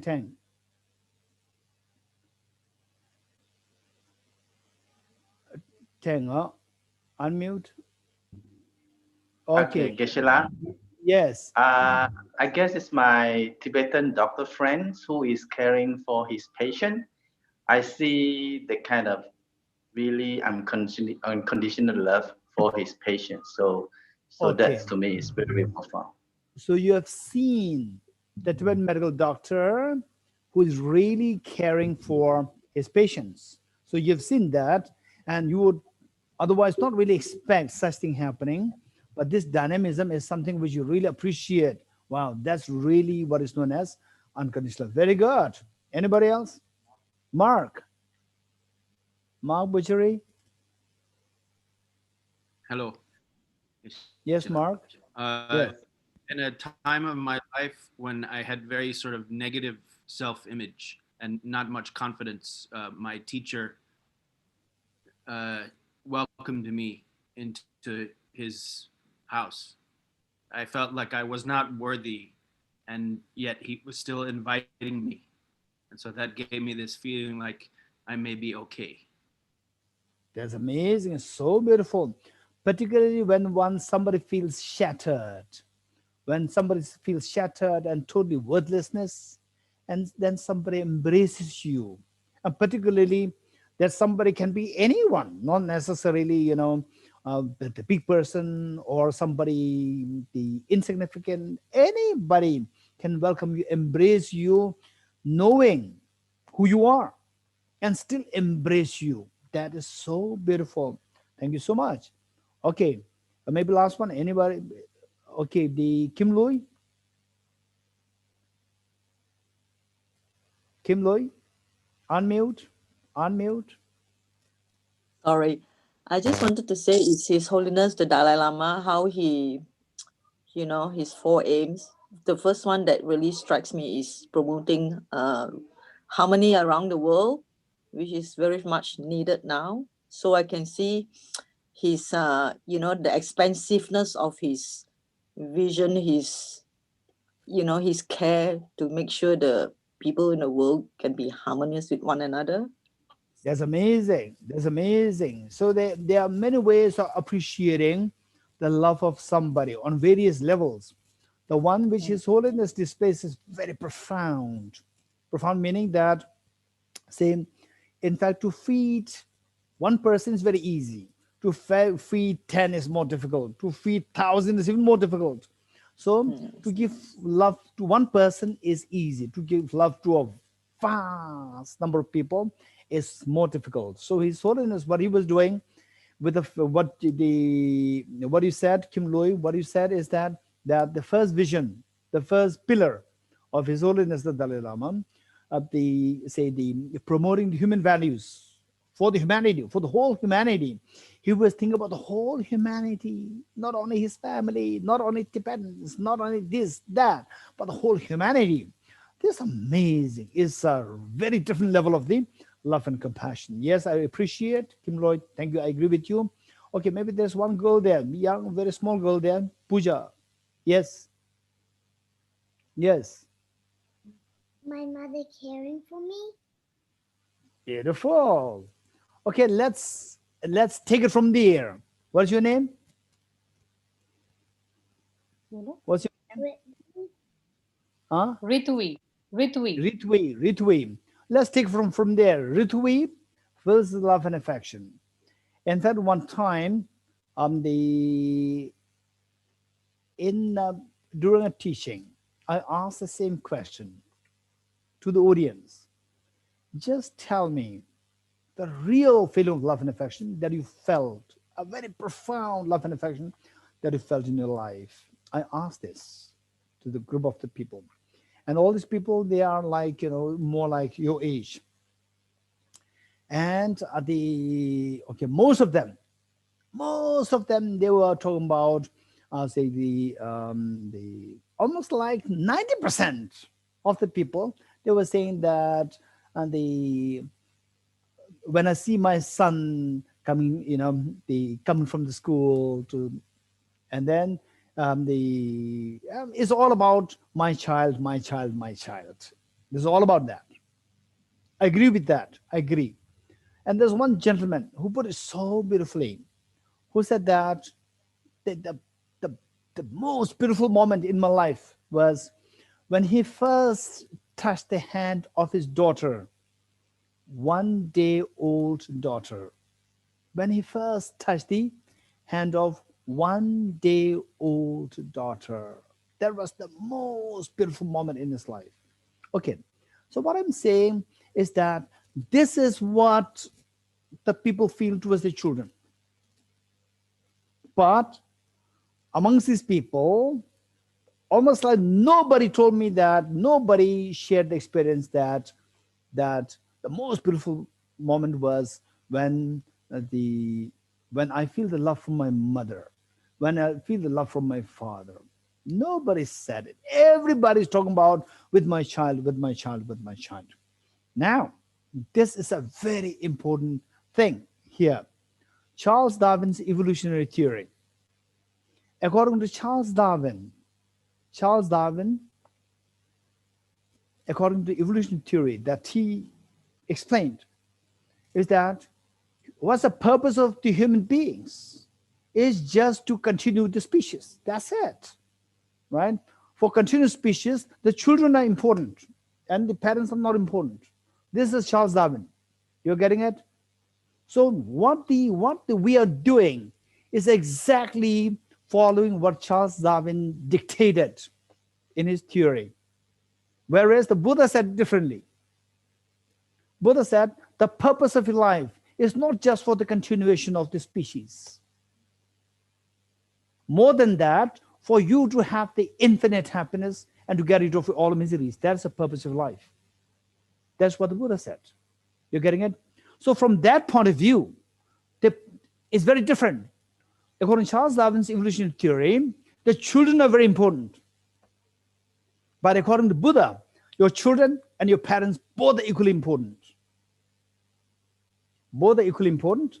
So with this mind, from what, say it again, this young girl, what's your name? Ritvita. Ritvita. Ritvi or Rikvi? Ritvi. Ritvi. Okay. Okay, Ritvita, thank you. So we will take from what Ritvita said. That Ritvita and her mother. If I ask Ritvita's mother, she will say that the most beautiful moment in my life is when I embrace Ritvita. And Ritvita will say that the most beautiful life in my life is when I hug my mother. You're getting it? Let us not forget this. Each one of us, not now, when we were age 1, 2, 3, 4, 5, 6, particularly when we are a little aware of what's going around, when we're age 5, 6, 7, 8, 9, 10, and not 14, 16. 14, so complications arise, right? Same, till like 10, 11, the relationship with the mother and the daughter, mother and the son is so beautiful, exceptionally beautiful. This is what we can see in the Ritvita's eyes. We can see that. So what I'm saying here is that the Ritvita's mother and Ritvita, so they could feel this love. We have experienced the same love when each one of us, when we were age 2, 3, 4, 5, 6, 7, 8, 9, 10. In a way, we forgot it, right? We forgot it. And in many places, when I ask this question, like 99% of the people, they talk about the most beautiful moment of their life is with their children. They don't really talk about the most beautiful time with their mother. So our D, she's one exception, who said with the mother. Otherwise, that is so rare. But the reality is the reality, right? I've learned about the Buddha's love and so forth. I've learned about it. And today I'm practicing this. I'm practicing it. Unconditional love, where the Buddhas feel. But I've never seen the Buddha to be very realistic. I practice it. But what I really experienced was my mother's love, right? And when I see the dynamics between the mother and the child, particularly when the child is so young and vulnerable, each one of us, we had been through this process when we were so vulnerable and young and vulnerable. At that point, your mother was always there to defend you, to protect you, to give you love, right? We forgot that. So now, taken from this young girl and her mother, the relationship, the mother loves this young girl so much, and this young girl loves the mother so much. Let's start from there. This is the reality, right? So this mother, her love towards the child, can we learn from this mother? Most likely not. Because the mother's love towards the child, that is very much from is very much biological. Biological and then cognitive, both are involved. But the biological factor is so strong, so strongly there for the mother to feel this love towards the child. So these others cannot mimic it as effectively. But this young girl felt the same love towards the mother. How did she love it? Is it because of the biological? It's not. It's not. This love that she feels towards the mother, she did not have the same intensity of love when day one she was born. She did not have the love. Anybody can pick her up. Anybody can pick her up. That's fine, right? Anybody can pick her up, and somebody feeds her, she feels, attached to that person. whether it's mother, father, enemy, whatever, it doesn't matter. Over time, this child develops the cognitive thought process, develops the cognitive activity. Cognitive activity to know that this is a person from I am so vulnerable, right? Nobody around me counts on me except for my father, mother, and my immediate family. Otherwise, nobody counts on me.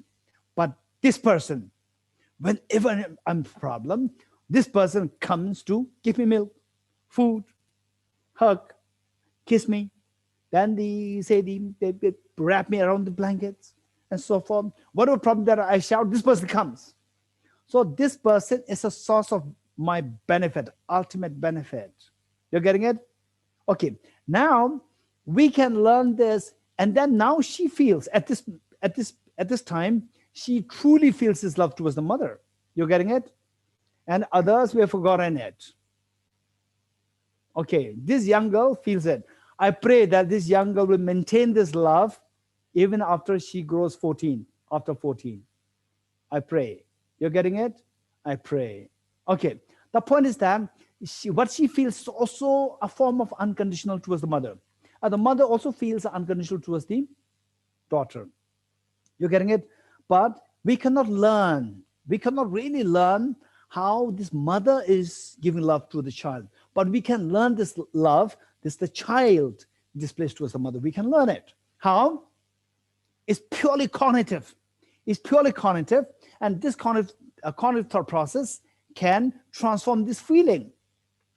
And it's amazing.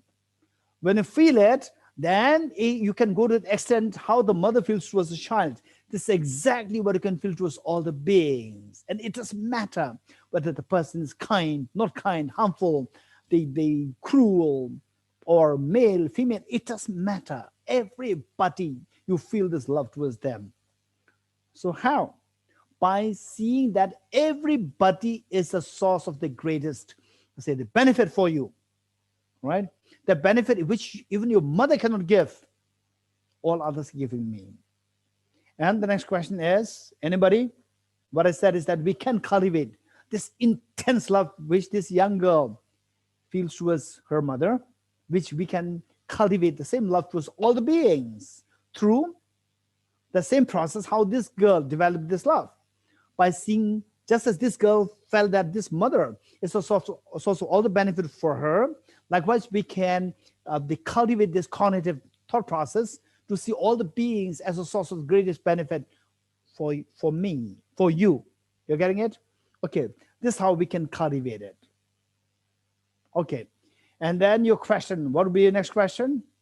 How can we see that all other beings are the source of the greatest benefit for me? In what way they are source of benefit? They are not a source of benefit, they are a source of harm, right? You may argue with me. For this, we have to study the two methods, particularly the method known as the method of equalizing and exchanging self for others, which involves 9 steps.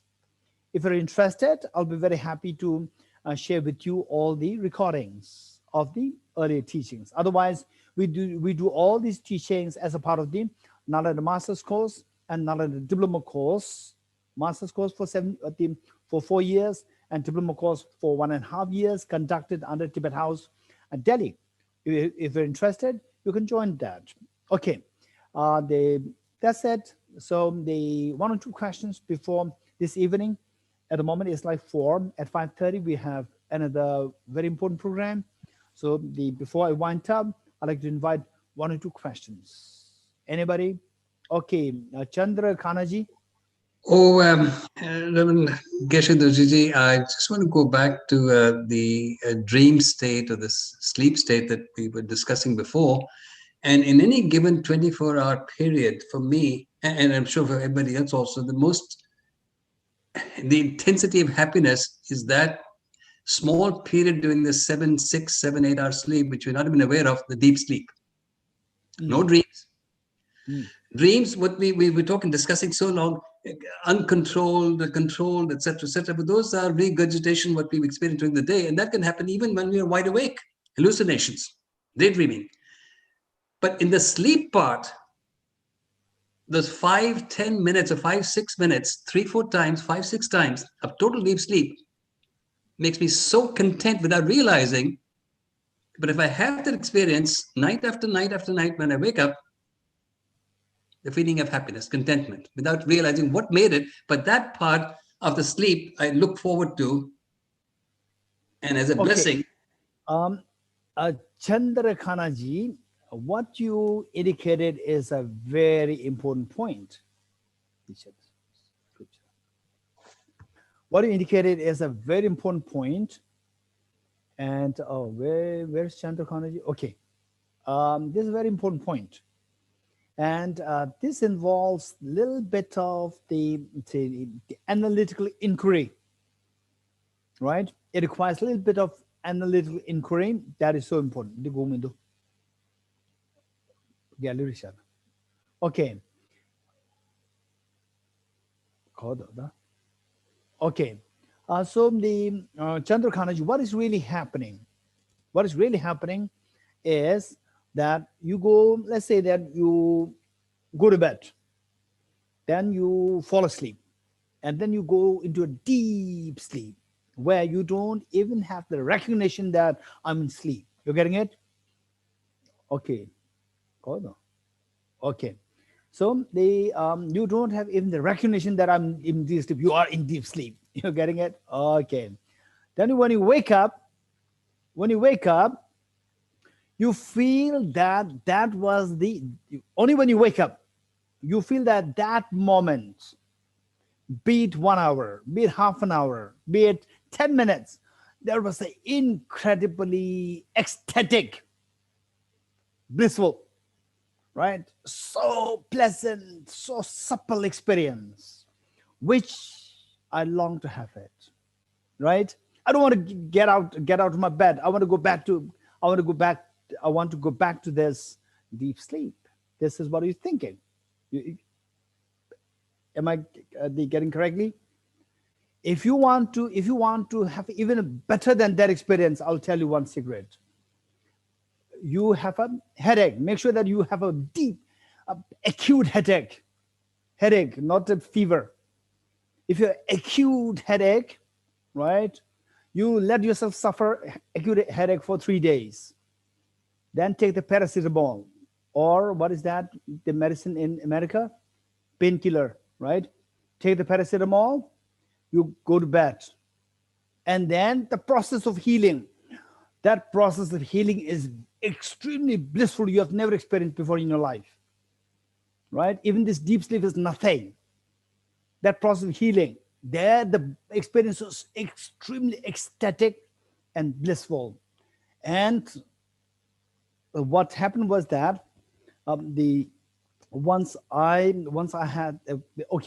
twice I had that experience.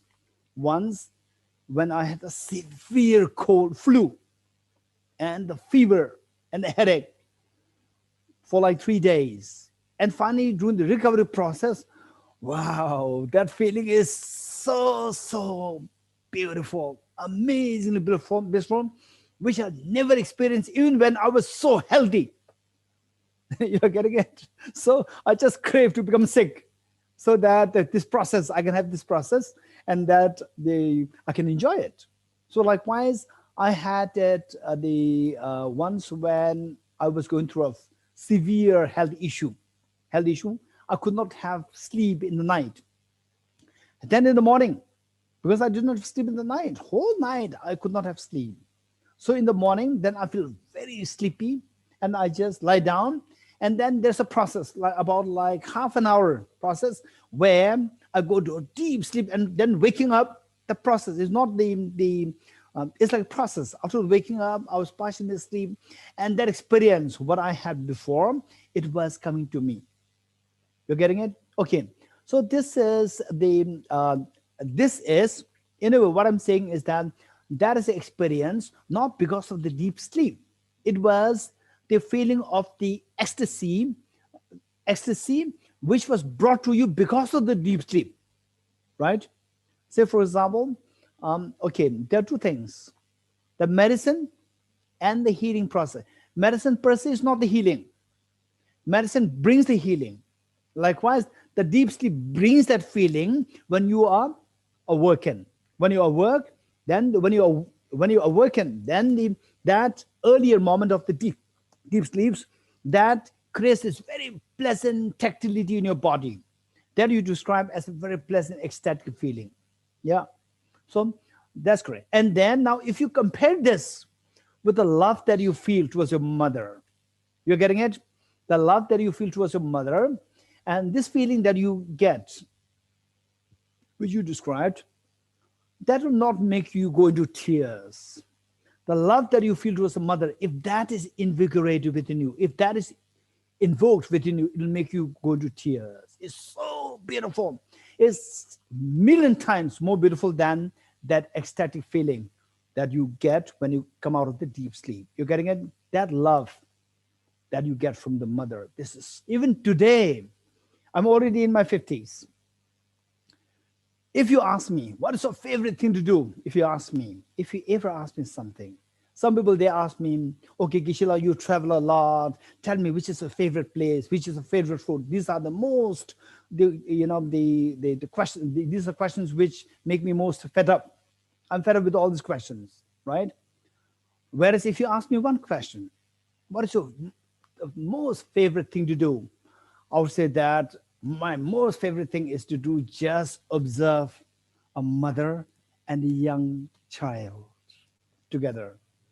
That is that if two of them are there for like 2 hours, I can sit there for 2 hours, just watch this dynamic, the beautiful love and affection display, which we cannot buy with the millions of dollars, with the billions of dollars. We cannot buy that. We have all, like 99% of the people, we've experienced that beautiful love, but we've forgotten this. And we don't put effort to bring it back. Whereas if you study this, how this feeling can be retrieved, if you study this, wow, it'll come back. It has not gone from your mind. What happens is that it goes from the surface. When you're very young, vulnerable, you're heavily dependent on a mother, and the mother's there to fully to support you. So this beautiful love is on the surface. It's so on the surface. It's easy to manifest, like this young girl who said that the love that I got from my mother. This is so genuine. So as you become more and more independent, then you see that, okay, my dependence on mother is less. As that happens, then this incredibly beautiful, I would say the most precious treasure within you, it goes down, starts to go down, and less on the surface. It goes down. It goes deep within. It doesn't come to the surface. And what is on the surface? My mother is very sloppy. My mother is very overprotective. What is this? She says all the meaningless things, nonsense. She's like saying all the unnecessary things, right?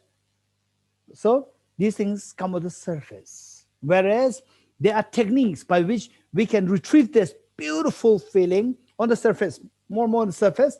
And when it comes to the surface, you just feel like crying. You're getting it? You just feel like crying. In fact, in this hall, once I was talking about the mother's love and how important it is for us to remember, if for your own benefit, not for the benefit of your mother, for your own benefit, if you really want to feel the ecstasy of the mother's love, right, then you have to reflect on the mother's love more. And then I gave some tips as how to do that.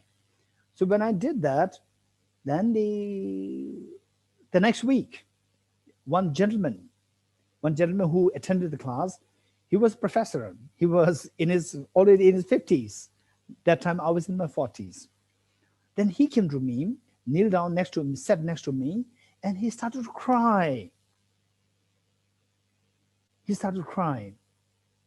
Then what happened? Then he said that for the first time, the last class, I realized the beauty of the love that I got from my parents. When you said so much about the mother's love, the parents' love, the first time I realized this. So what he said was that his parents, have only one child. He was the one. And his parents, both of them were craving to live with their son. And the son was craving to push the two parents. The last like 30 years. Then the moment he reached his house, he called his mother. He called his parents. Please come to join me in my house. Parents could not believe what happened. After like 30, 40 years, what happened? This is such a, this is such a change. This is the most beautiful moment to hear something so beautiful. Our son is inviting us. We are not forcing my son to take us. Our son is inviting us to join him. It's so beautiful. So he was crying, literally crying. And like this, there are things. There, what happened was that the beautiful seed of love and affection that he felt, that he got from his parents when he was young, it go deeper down and was not coming on the surface. So through some means, when you're able to retrieve it on the surface, it's so beautiful. It's so beautiful. Whatever your mother does, whatever your father is doing, right? It's so beautiful. Earlier, your mother says something nice. No need to say this. When mother says something bad, it's the only thing that you can say, right? Whatever the mother says, something is wrong there. Now, whatever the mother says is so beautiful. You're getting it? It's so beautiful, so beautiful. So if that happens, then you see that your happiness just exudes infinitely, because you feel this unconditional love, and then you break all the barriers. You break all the barriers, right? When you break the barriers, wherever you go is your home, and whosoever you meet is your mother, is your child. This is so beautiful. Okay, we stop here. Yep, we'll do a quick end dedication prayer.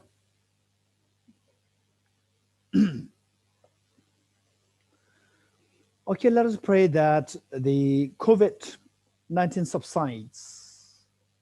COVID-19 subsides, and then everybody will be freed of the fear of the COVID-19, and then everybody will go back to normalcy with the normal life, and all the education institutions, they can once more they reopen, and the students can start learning, and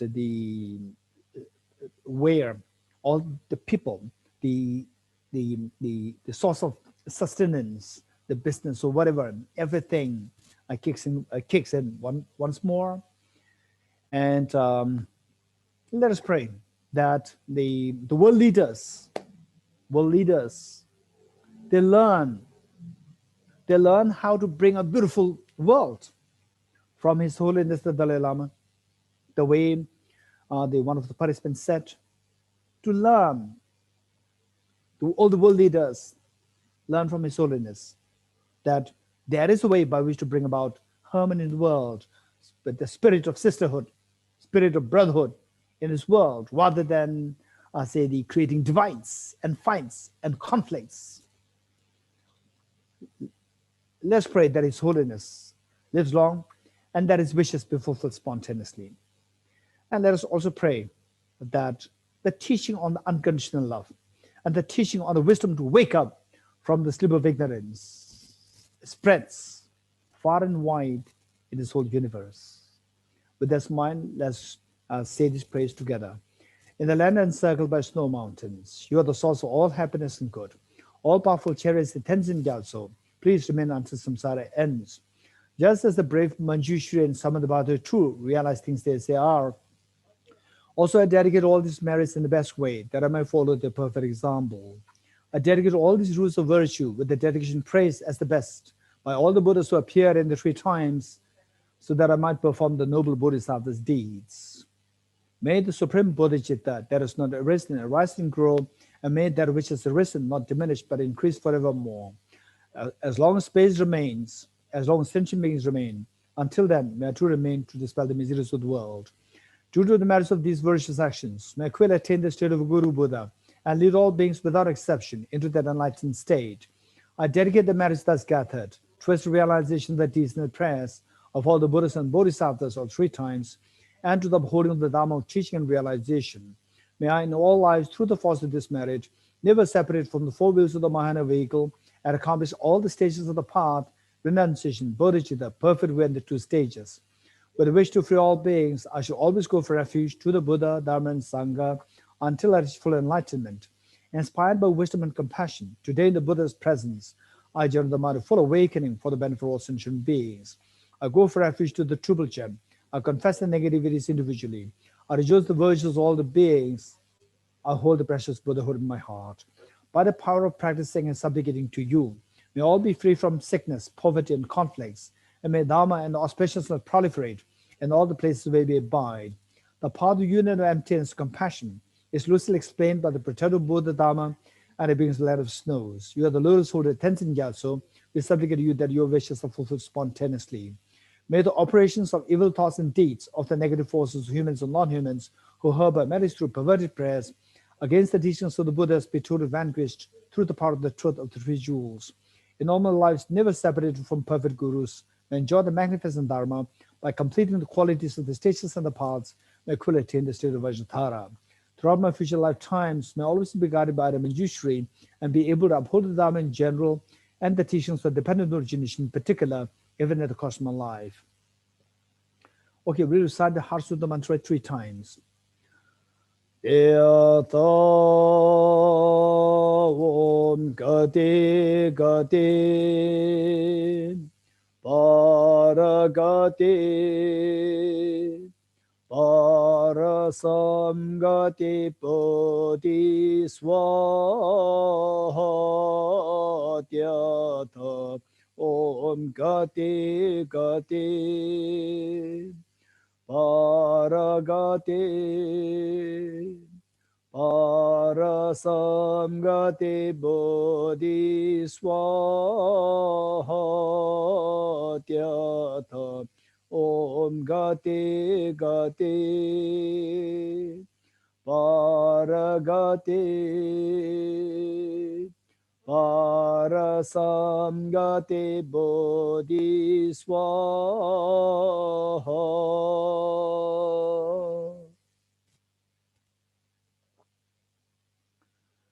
Okay, see you tomorrow, all of you. Thank you, Geshe-la. Welcome, welcome. Thank you, Geshe-la. Thank you very much. Thank you, Geshe-la. Thank you, everyone. Thank you. Thank you. Rest well. Geshe-la.